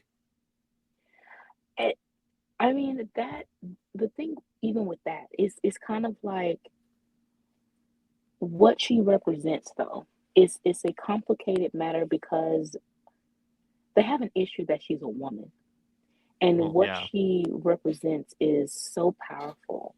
And when you take who she is, she can be an um, LGBTQ icon. You Yeah. know, she is that Yeah. because she accepts all. She accepts everyone. She gives you that motive as a character. Gives you that motivation to be who you are. Be honest with yourself. To love yourself, love whoever you want to love, except for the problematic things. I don't want to say that. Um, she's not Oh yeah, I endorsing, was about to say, yeah, you gotta be careful when you say love who you want to love. right, right. I mean, anyone with common sense would know what I'm talking about, but we still Yeah, have to be but we're clear. dealing with a fan base that will attribute this and say, "Look, the Super Wonder fan base wants this." Or like the Damie John type thing. No. Um, Mhm. but she still represents love, just love of out of goodness.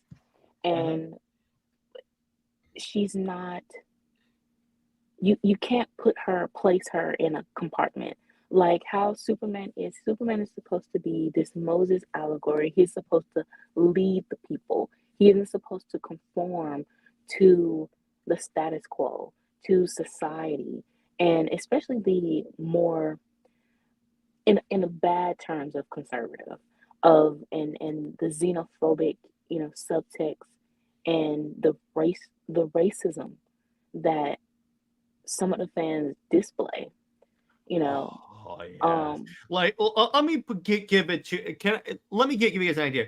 Brit got called the N word in a DM, yeah, and I'm like, over a ship. yeah. Um, and the thing is, Clark and Diana, they are outsiders. They can be, of different cultures. Especially with Diana and the Amazons, I see them as very multicultural. Mm-hmm. Um, Even Diana, that's pretty much why we're advocating for her to have a darker skin tone because, first of all, she's an island girl. She's from the She's not, Mediterranean. That's yeah, why when you think about it, her constantly being played by Susan Eisenberg at this point makes zero sense. yeah, she is supposed to have an accent. She is supposed to have a darker skin tone. Her eyes, I love the silver eye color that um she had, I think, during Rucka's post-crisis run, and Yeah, that was his run, I believe. And in Tomorrowverse, you know, because the blue, it's just the Gray. You gotta go generic. with gray. It's very generic with the black hair, blue eyes. Sometimes pale as eggshell skin tone, and it's like, no, that's not how she's supposed to look, and especially when you say that she is as beautiful as Aphrodite, and that is the image that you basically is saying that is the perfect beauty. When again, she is supposed to embody all women, though. She can be this strong, tall, statuesque, curvaceous type woman drawn, but the pale skin and stuff, that's very much Americanizing her. Exactly. So By the way, Brown says someone in Twitter said seeing Gunn's choice for Josh Brolin as Hal Jordan. Gunn must have confused Alan Scott with Hal Jordan. Ain't that the truth? What's the most? well, Here's something. What's the most nonsensical excuse you've seen why Super Wonder doesn't work? For me, it's example of him being a cop. It's too predictable. Well, here's the thing, Barry. When they say that it's too predictable, you can just say thanks for admitting that it works. But anyway, the one that I've heard that annoys the crap out of me is the whole it's the the humanizing. eugenics, but it's also really the cheerleader quarterback thing. And I'm like, first off, that happens, so that's not exactly a bad thing. But oh no, this is the one that's the most nonsensical. That if she's with Wonder Woman, he turns into Injustice Superman. Yeah, I mean, you're basically putting both of them under the bus Even because, though that was a very evil Wonder Woman. and honestly, that's not even Diana. Mm-hmm. You know, Cersei. her right, her motivations were it was basically because of Steve, and which was a twisted thing that Steve broke her heart. He was a Nazi, and she was scorned. So it's basically like, because she was scorned, she wanted to turn around and manipulate a man. So she saw Clark being vulnerable, um, brokenhearted, and everything. So she took that chance to do what Steve did to her to him. And honestly, again, you are still putting Wonder Woman's story for men, and her motivation should not be for any man at Well, all. and not only that, Britt. So let's take that origin for Injustice Wonder Woman at face value. The problem with it is that you could say, okay, that's why she didn't trust men. That's why she's kind of evil. Then she goes and joins the JSA and the JLA and works with, in her own words, the best men she's ever met. So that doesn't work, that because of that one incident in her origin story that she becomes evil, because then it's like, wait, but you work with there's good examples of men, some guys without powers, and yet somehow, because one guy was a German soldier during World War II and he killed an Amazon, all of a sudden, like, all men are bad, even though you would go on to like work with Exactly. Superman. And the fact that they had her in JSA, and so that Mm-hmm. was kind of like 50 years before the JLA. So, for her to have that about face, then it's a contradiction. It So, doesn't work. So that's why I'm like, don't. Also, when they try and use Injustice as an example, I love when they leave out the fact that it wasn't just Lois that died. Metropolis got nuked. and I also want to say that Dan Jardin, Oh God, that man. he honestly the common denominator of a lot of Superman's, bad, um, the bad interpretations of the character, along with Byrne. But he is the first to have Superman turn evil because Lois died. Because Dan Hmm. feels like Lois is the co-lead of the Superman franchise. So she has to be, Clark basically has to depend on her. And to the point of an obsession.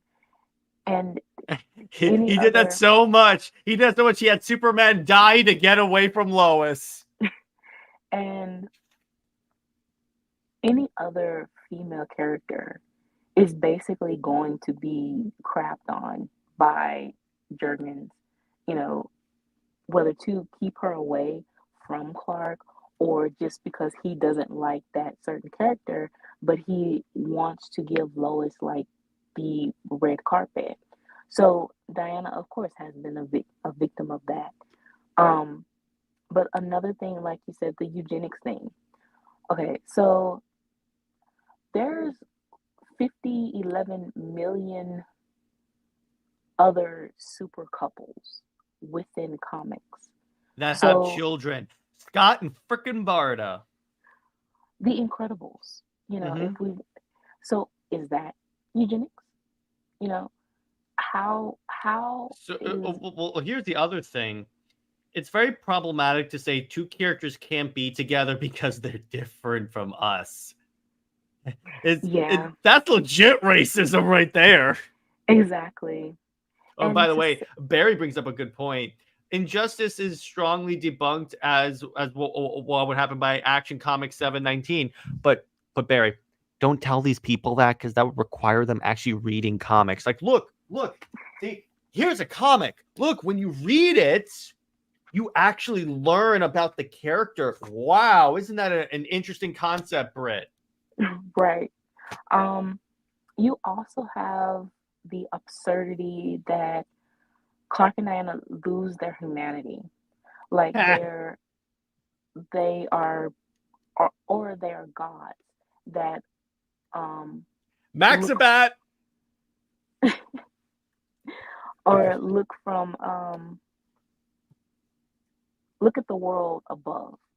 And it's kind of like again, these people do not read because in Justice League 12, Clark and Diana have that conversation. And Diana says, we are not like Zeus. In the animated um, adaptation of it in DC AMU, she says, we are not like the gods. So it was basically like they aren't gods. They don't want to be gods. But at the same time, they are acknowledging that they aren't normal mortal beings. And honestly, the way they speak on humanity is again, you are Americanizing this. And you have this point of Clark and Diana needing Lois and Steve, who are the most basic Americans there is. And you are going into that xenophobic racist subtext with those relationships. Clark and Diana are a refugee and an immigrant. They are outsiders. They are of a different culture. I mean, Clark is from a total different planet. To say that his culture and his planet is desolate, is they are invaders, inherently evil, is very racist, because that is what in reality people of different cultures that aren't Americans, or even as an American and as a woman of color, as an African American, as Jared spoke on earlier, I've been called slurs because of the ship. And I'm shipping two cultured beings that I resonate with as being a woman of color myself. Exactly. So Tevia also asks, speaking of Injustice, I'm wondering how do you guys feel about the Injustice animated movie versus the games? Okay, I don't like that they crammed all that story into one movie. What I will say, though, I like the movie more. Here's why. The movie, the characters actually act consistently. Like Wonder Woman, for example. This is not like the evil Wonder Woman. Yeah, she sits by when stuff happens where I was like, I would not have done that. Like when Superman kills a bunch of Joker, like cultists, if you will, like children and stuff. But okay, that's fine. But here's the thing: the end of the movie, she turns against Superman because what happens is that he starts teaming up with Ra's al Ghul to like develop the Amazo. So what happens is then the Amazo goes crazy. Eventually, it forces the Justice League to reform to fight the Amazo android. They do so, but then Superman wants to throw Batman back in prison because he's a criminal. But so Wonder Woman goes, but they helped us. What? And he goes, they're still criminals. And then eventually, and they deserve death. And then eventually, Wonder Woman's like, I had hoped that killing those Joker people would be a temporary madness, but now I see it's not. Now I see it's not. Now I see that you are not the man I know. That's Wonder Woman.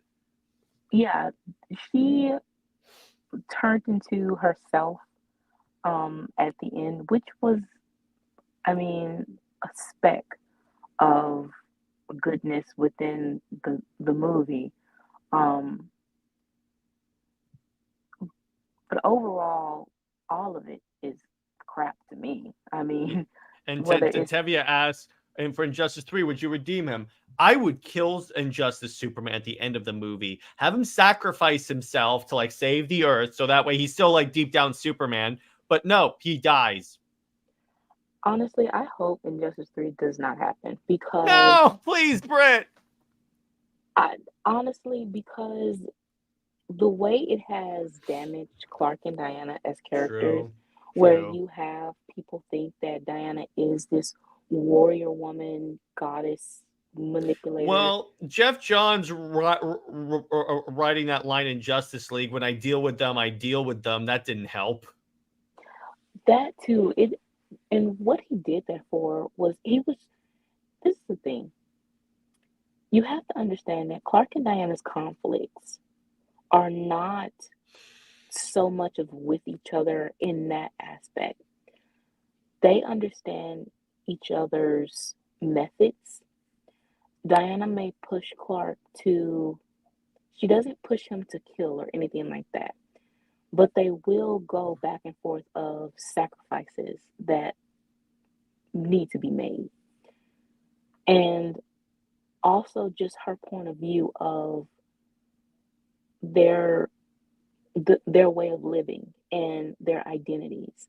You know, how Clark wants to keep secrets while she wants to live openly because she is the embodiment of truth. She is actually the embodiment of truth, not Lois, because if Lois was actually or an embodiment representation of the truth, she wouldn't be living a lie with Clark.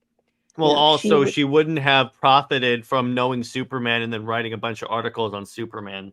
Exactly. The whole unethical and conflict of interest is her. So yeah, that's the stupid part. And this even annoyed my friend Robert, who's a total Lois fan, but he brought up, I asked him about the backup issues in Action Comics where Lois is practically firing Clark. And he's like, where the hell did this come from? Again, they're trying to make conflict, and where the conflict comes from is, well, Lois and Clark, their conflict is straight up just the whole relationship period, and it does not work. Long term, very limited, stagnant. The way Clark has changed for Lois, you can even see this in My Adventures of Superman, is that he conforms to just thinking of himself as human, and the fact that Krypton is demonized and villainized for him to reject it. So if you have to reject who you are for someone, and this happens even in reality, when you lose part of yourself for someone, That's not love. That is not a That's not a relationship. healthy relationship if you have to hide a part of yourself. And that was the first time when I really went more towards SuperWonder, when I realized that, okay, so with Lois, he's always going to be holding a part of himself back. Always. With Diana, never. By Rebel Fox then says, how about a new story about Justice League team and Superman, Wonder Woman versus Zeus? I had this idea Yes, where the you did. Justice League go to war with the Greek gods, and DC doesn't do anything with it. Even though the potential is right there. DC, let me write Justice League. I will write you a good story. Lois clearly gets way more out of the relationship with Clark unless you nuke his character to make her more important. That's what you always have to do. I mean, remember, my favorite is when the people on Twitter try and say she had a top-selling series in the 60s. They leave out the part that it was titled Superman's girlfriend, Lois Lane. That's the thing. Lois is nothing without Superman. That's the problem. With Diana, she's and this was another really stupid argument that people make, that it like denigrates Wonder Woman or like it lowers her character to be with Superman. But I'm like, when they did the new 52, it didn't happen because she wasn't just Superman's girlfriend. She showed up in the Superman books, of course, and he occasionally showed up in Wonder Woman, but they mostly had their own separate adventures unless it was written by Charles Soule and later Tomasi. But Exactly. my point is, if Clark was going to overshadow Diana, it should have happened in the one time they did it. Yeah, and it didn't. I mean, even Tomasi, his whole thing of not wanting to write Clark and Diana as a couple was he felt intimidated by her. He Then don't said that write it was her. That's difficult. the thing. Then don't take the job. All right. So what's one of my favorite Superman and Wonder Woman moments is an action it's in one of the Superman books. They're eating dinner on like the rooftop, and Wonder Woman's like, "Okay, Clark." Clark goes, "Are you sure you can't? You want to stay a little longer? Maybe have some dessert." She goes, "I gotta fight some monster or something like that." And then he kisses her, and then she goes, "What monster?" Right. And it's Obviously, like, she's joking. She's not gonna pull a Tom King and stop chasing terrorists to make out. She's obviously making a joke. She's still gonna go save the monster. right. And that's the thing. You show the dynamic as, if you want to have role reversals in a sense, that is how you do it. It's not, to me, it's not so much impactful when they say, oh, make Diana basically Clark with Steve and Steve be Lois. That So, is a so, so role you want Steve reversal. to be even more of an intolerable character. Yeah, it's kind of like, yeah, you have the role reversal in a literal sense, but it's really not impactful to me. When you Because Steve have, is not a Superman. yeah, when you have Clark be more of how New 52 had it, where Clark wanted to be more of the domestic like, where he is, how Diana is the more adventurous one and the more, like I said, outspoken and truthful. Clark is more reserved, but he does not lie, though. She teaches him how to be more open and, honest. And even the scene of them going to dance at the club, you don't see Superman do that often, or if at all. We've never seen him do that. Wear casual clothes. Most of the time he's dressed like Mr. Rogers with these, you know, Mr. Rogers. Mr. Rogers, he opens his shirt, he's secretly Superman the entire time. well, he has on a sweater, so um, yeah, he looks like that. So to see Clark in jeans and a t-shirt and able to let loose with Diana is something that's needed. And even what we talk about is that he doesn't have sex appeal. Like You can have like No. Batman. This Batman has, well, of course, he's more of like a power fantasy for teenage boys or something. They think the rich Name guy Bruce with Tim. the rich guy with emotional issues that every woman will want to be basically like his therapist and help him with his mommy issues. Okay, well, that isn't sexy at all, but just in the comic book term, it is. And just the way he is drawn sometimes, and but Clark, he isn't drawn that way. He's drawn very much like a dad, a boring middle-aged dad. And for Superman to be drawn like that and portrayed like that is very much a self-insertion to the middle-aged writers that are dads. No problem with that. But when you self-insert like your personal life within these characters, it's so boring. And that is why Superman isn't gaining any new audience. And by the way, real quick, speaking of like Steve not being Superman, I have a perfect moment I want to share. Perfect, perfect. This comes from Wonder Woman 79, and it's a wonderful moment. So Aphrodite, Brett knows immediately.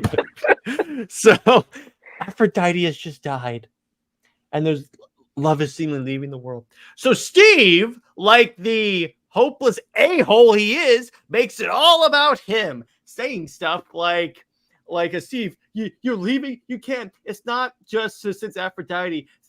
If you were around more, you'd have noticed that things have been rocky with us for a while. He goes, wait. I'll always care about you, but I can't put so much of myself into this and get so little back. And I'm like, you douchebag.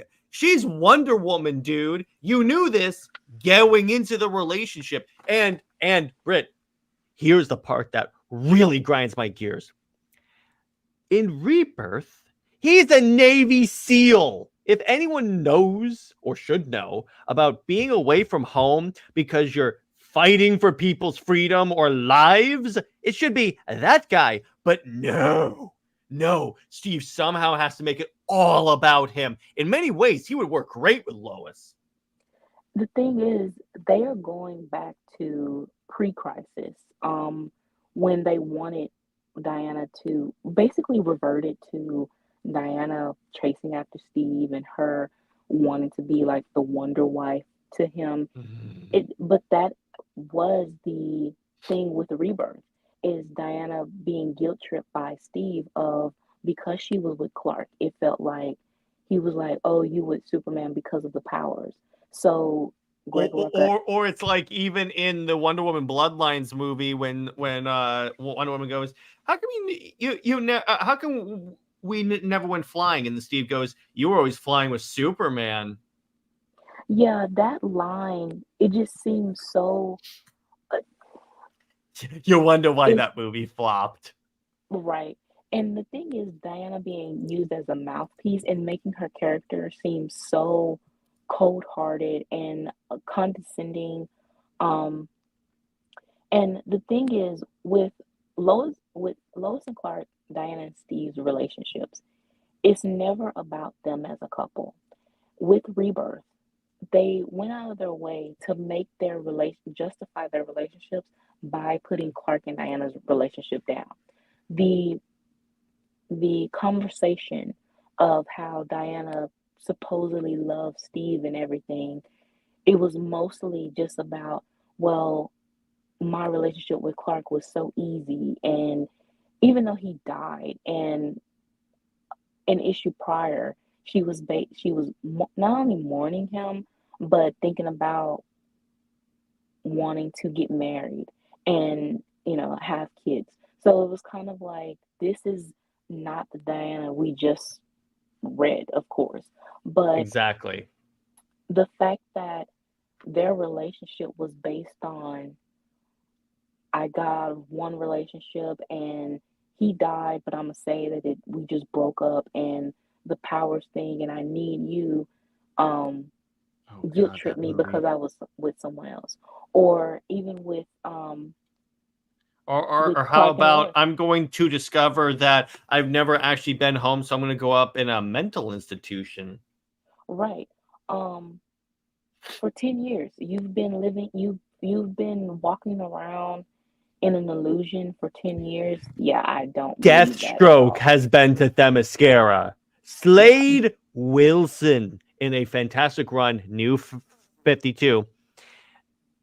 So, people, this was the reveal at the end of, and they did like some stupid thing, like maybe like the Sons of Ares, I think, created like a artificial thing. But the point is, Deathstroke has been to this island. Superman has been to this island. You've never been Yeah. home.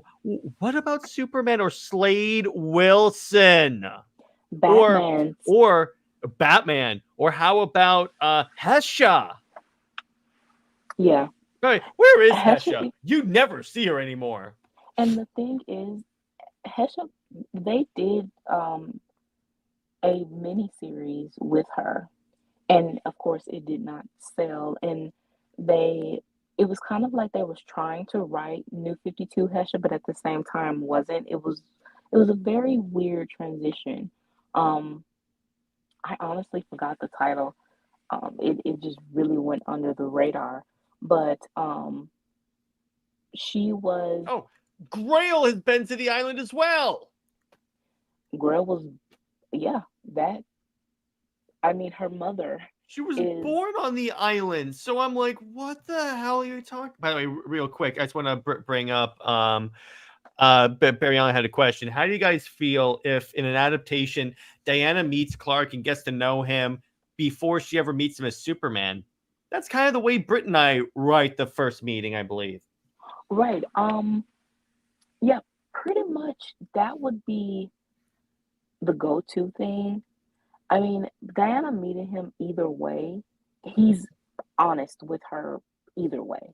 So it really doesn't change her perspective of him. That would be different. I always see like Clark as giving an interview with uh with Diana.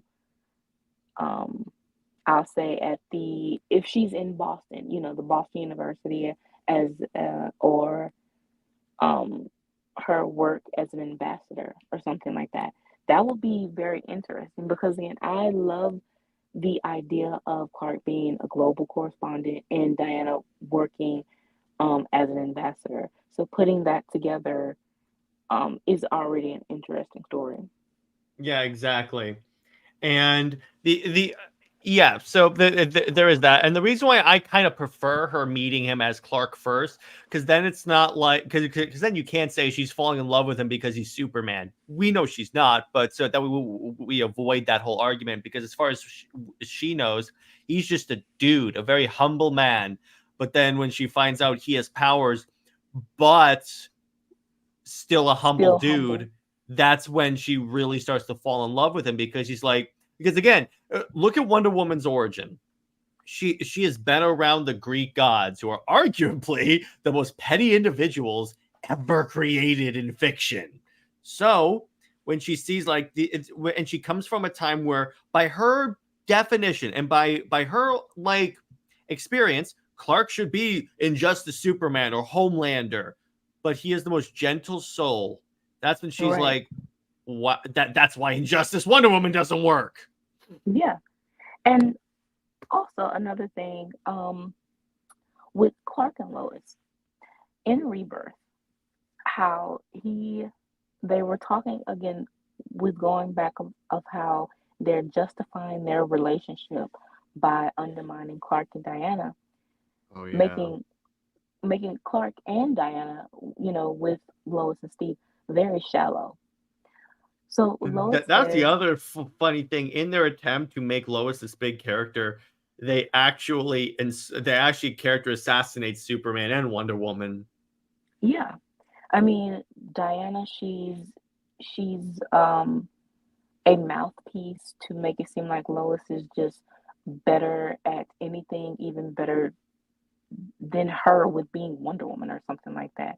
Hmm. Clark singing her Or odes where she and fought in the Hellbat suit or defeated the female Furies. yeah. Lois defeated the And that, female Furies. right, and now they're trying to make her to be Superwoman, which to me is just Diana Light or gender bent Clark. It even looks like Diana from a distance. Honestly, when the cover first came out, so Superman fans, because you know how when they say that Clark and Diana are like siblings or is Mm-hmm. incest for some reason. So the Superman fans who claim Clark and Diana is eugenics, incest, siblings, they look alike. They thought that Lois was a future daughter.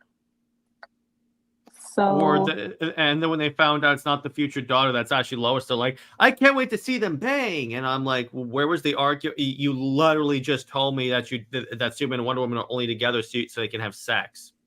and you just said that you thought that was a daughter. So first That's it even was more creepy. So there you yeah. go.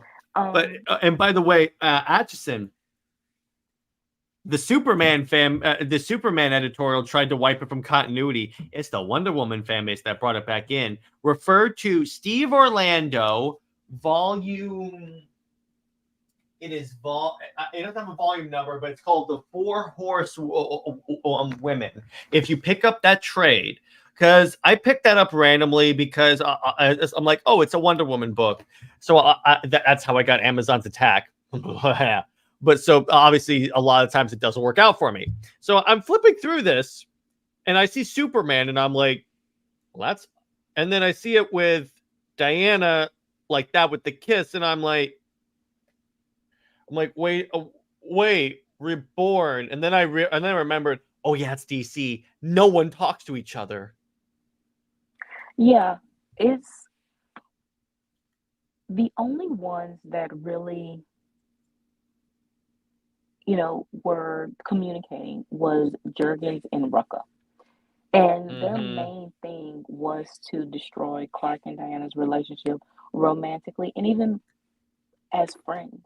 Rucka's sole thing, even in post crisis, he did not want Clark and Diana to be friends. He wanted Diana to be more, have that dynamic that she has naturally with Clark to gear it towards Batman for some reason because, you know, he is seem like he's a Batman fanboy, but some would Mm. say that he doesn't like Batman, but he thinks that Rucka's like attraction or whatever to Wonder Bat is that he thinks that Diana should rebel against Hippolyta. Or So remember Phil Jimenez saying that she should be with Batman because she should be with the bad boy. yeah, it's kind of like Mm. Diana should go. Clark, he is the antithesis of what the Amazons think men with and of power is. He is like you said, even though he is a powerful being, he is still humble. He is still respectful, and honorable to Diana and to the Amazons.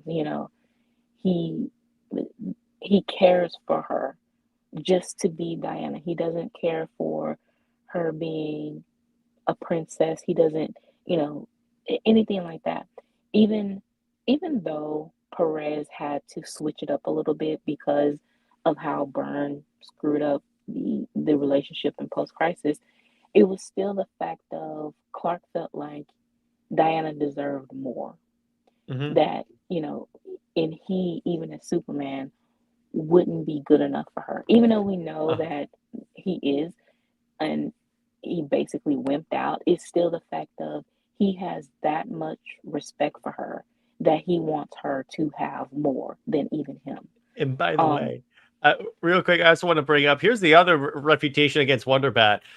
Tower of Babel, when she voted to kick Batman out because he lied to everyone. exactly. Diana being of truth, she would not go with someone that lies. And also that is going by fear, you know. So yeah, that's why it doesn't work. But going back Oh, to Lois and by the way, one more thing Barry wants to bring up is like how in the last World's Finest issue, she spent almost the entire time with Batman. Yet the one getting goo goo eyes at the end was Clark. That is so true. Um, but to make Clark shallow is in with Tomasi. He's Lois. She's been insecure I got an about, idea. of course, she did, about Clark's relationship with Diana since post crisis and even pre crisis.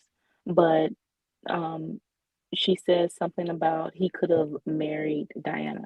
Oh, And he says Diana doesn't have a Pulitzer. And it's which kind of I, like, I get that they're probably trying to make that out as a joke, but it doesn't honestly come out as a joke. honestly, no, that wasn't a joke. That was serious. Like, Tomasi spent a lot of times trying to drag Diana. So it, I don't understand. And even when he was called out on it, instead of addressing it, he blocked the fans. So, Yeah, and that's always a good thing for someone in a struggling industry to do. Block your customers. That's an excellent idea. right. So for you to block the fans, you obviously was serious about that. And Diana doesn't care for man-made awards. She isn't Wonder Woman for that. Lois has always wanted the attention of the awards for some type of um it how My Adventures of Superman does it, and with talking with Jid too, and going back to like some of the post-crisis things with Lois, how she has had the daddy issues since then, and and and how Clark is used as kind of like fill that void. So that is why he is over the top with her, or written to be as like her therapist, or he is, um, like I said, filling that void that Sam wasn't, for her, so Clark will be. And sometimes that sentiment is okay, but at the same time, wanting your partner to basically, like, I guess, be the hero or hold your hand through your childhood trauma, that is more so for a therapist and not your romantic partner. Like that, And speaking of that, actually, Atchin has a good comment. He brings up if more people read Golden Age Superman, saw the way Lois treated Clark, they wouldn't be looking so fondly on the relationship. Yeah, she was mean to him.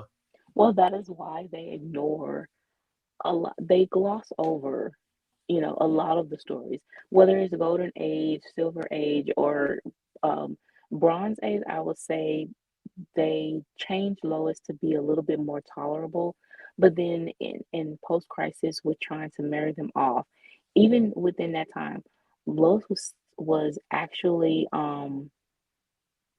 she was labeled as a super female dog and a trophy wife.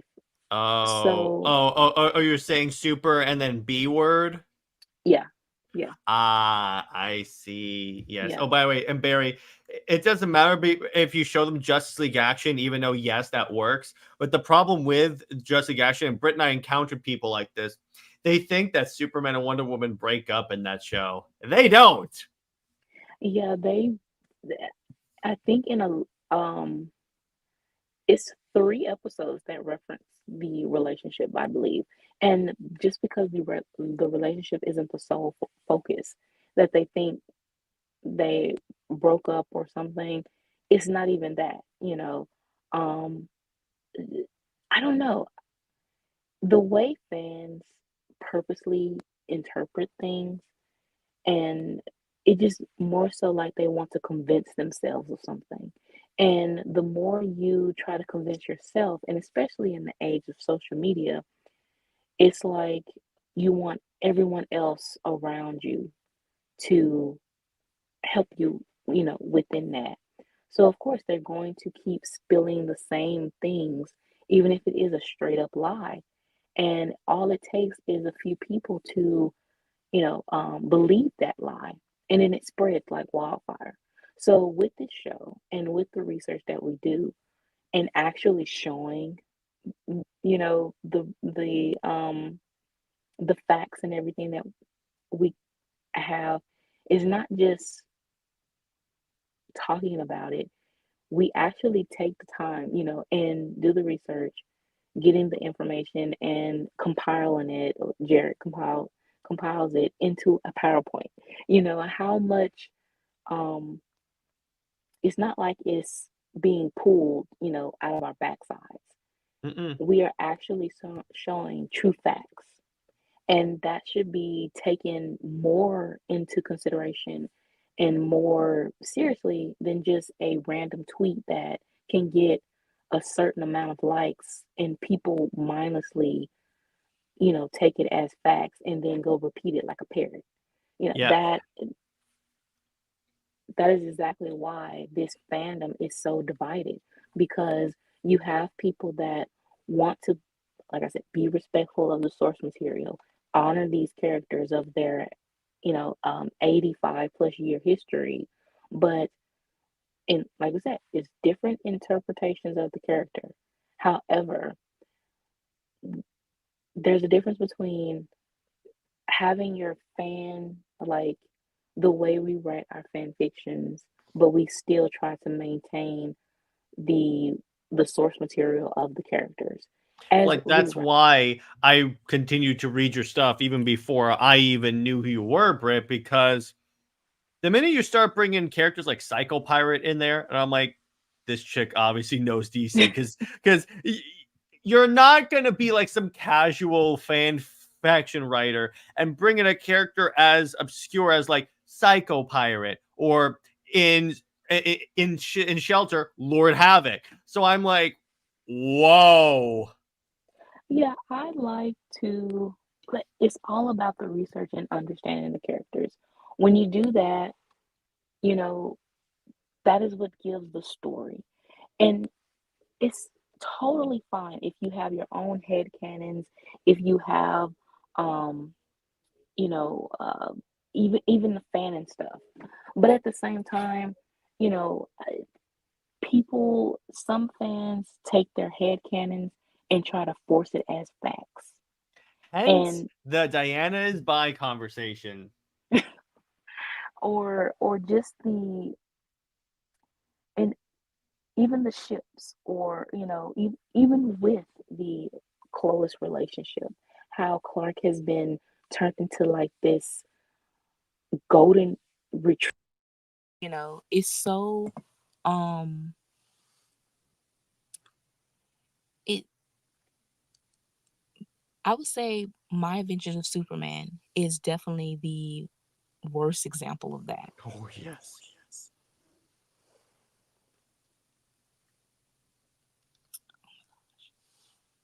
Okay. I think the Can you hear me, Jared? Yes, I can. Okay. I think your audio changed.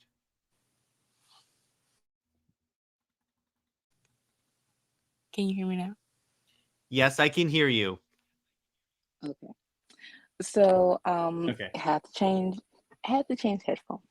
Okay. Um so yeah, I like I said, I think My Adventures of Superman is the worst example of how Superman's interpretation as the Boy Scout, golden retriever type attitude of, he's such a soft, sensitive type character that he can't struggle.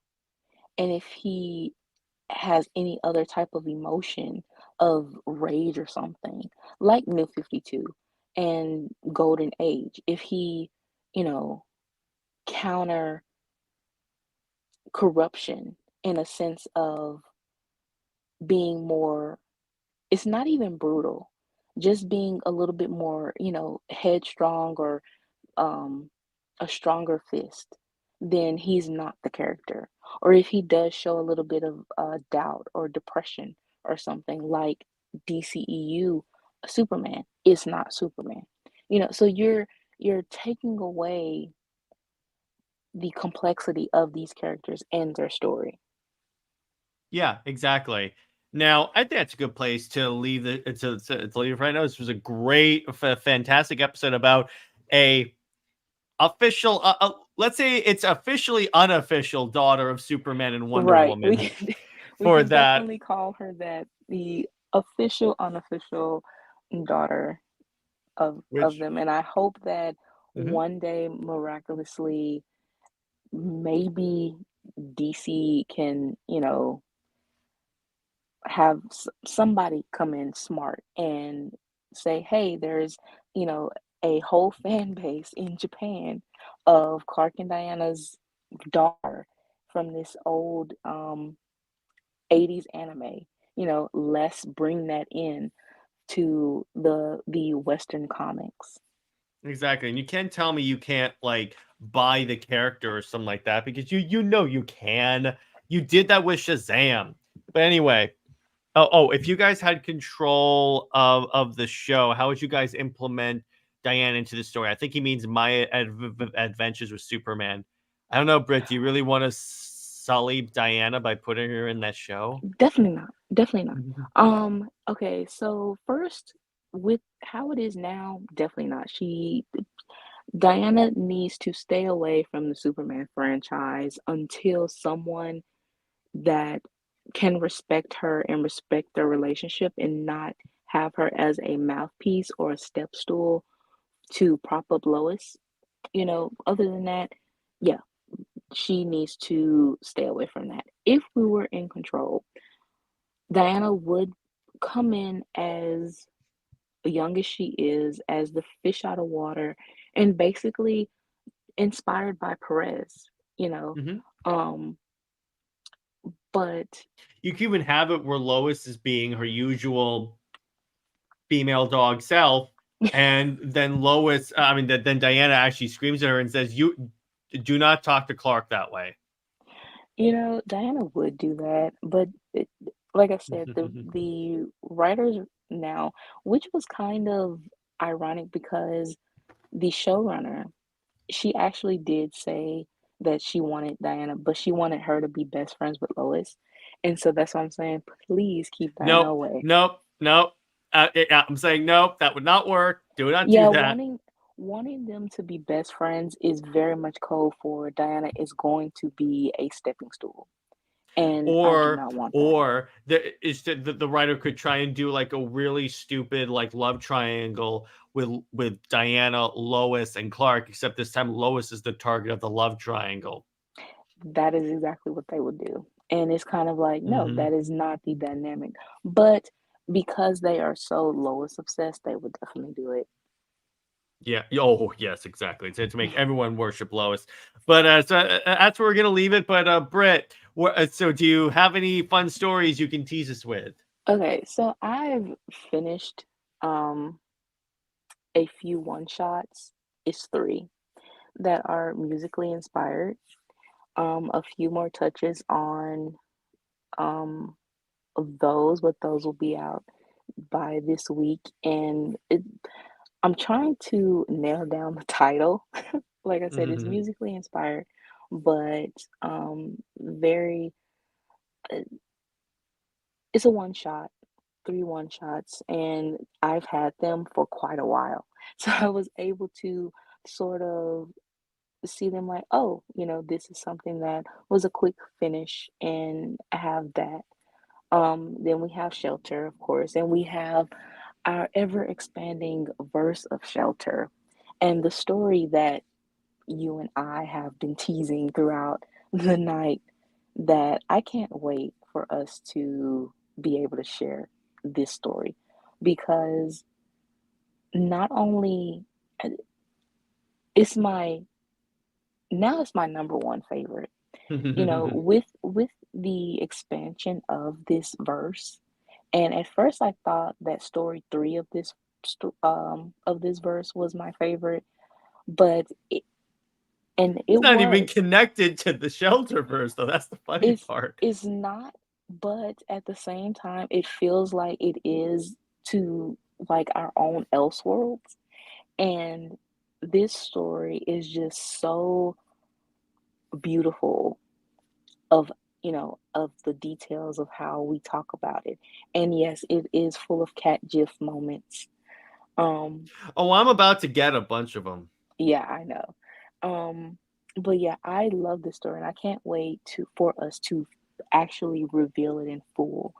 But other than that, um, yeah, I'm just finishing up all the stories that I've still neglected, and trying to get those uploaded.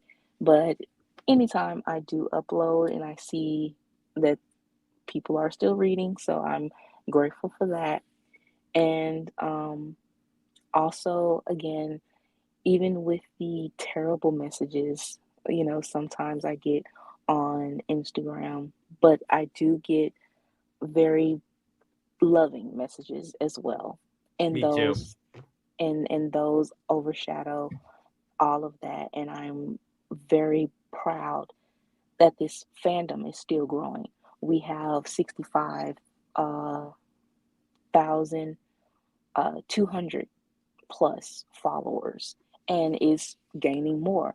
So by the end of the year or beginning of next year, we will be at 70,000. And that is for a ship that people claim is hated, That no one cares not about. like no one cares about or can't sell, Where doesn't all have the an lowest audience. accounts on Instagram are like really low. Yeah, that is, and it's not only that, but it's one ship. It's not a multi-ship account. It's just one ship. That says a lot, Mm-hmm. So I want to thank everyone for the support. And just, if you are a Superman and Wonder Woman fan, it's okay to be one. Exactly. We love it. We understand that dynamic, and it's, no one can tell you who you can or cannot ship or be a fan of. This is all fiction. It's all entertainment. And what makes you happy, you know, let it be. Don't let anyone ever tell you, try to dictate what Exactly. you find comfort in and what resonates with you. And remember, in the immortal words of Batman, Okay, they're talking about fictional characters. Fictional characters. I've been waiting for the Right. what about a new animated series for folks on Cheetah? That'd be cool. On the Cheetah, it sounds cool, but I'm too concerned that people will try and make her go with Diana. So I'm like, really, like, at this point, can we not have Cheetah? Kind of Right. like that. But stay heroic, everyone. Remember, Lois Lane is Lois Lane. She belongs to General Zod. Zois and Max are bad for life. We'll see you later. Bye-bye.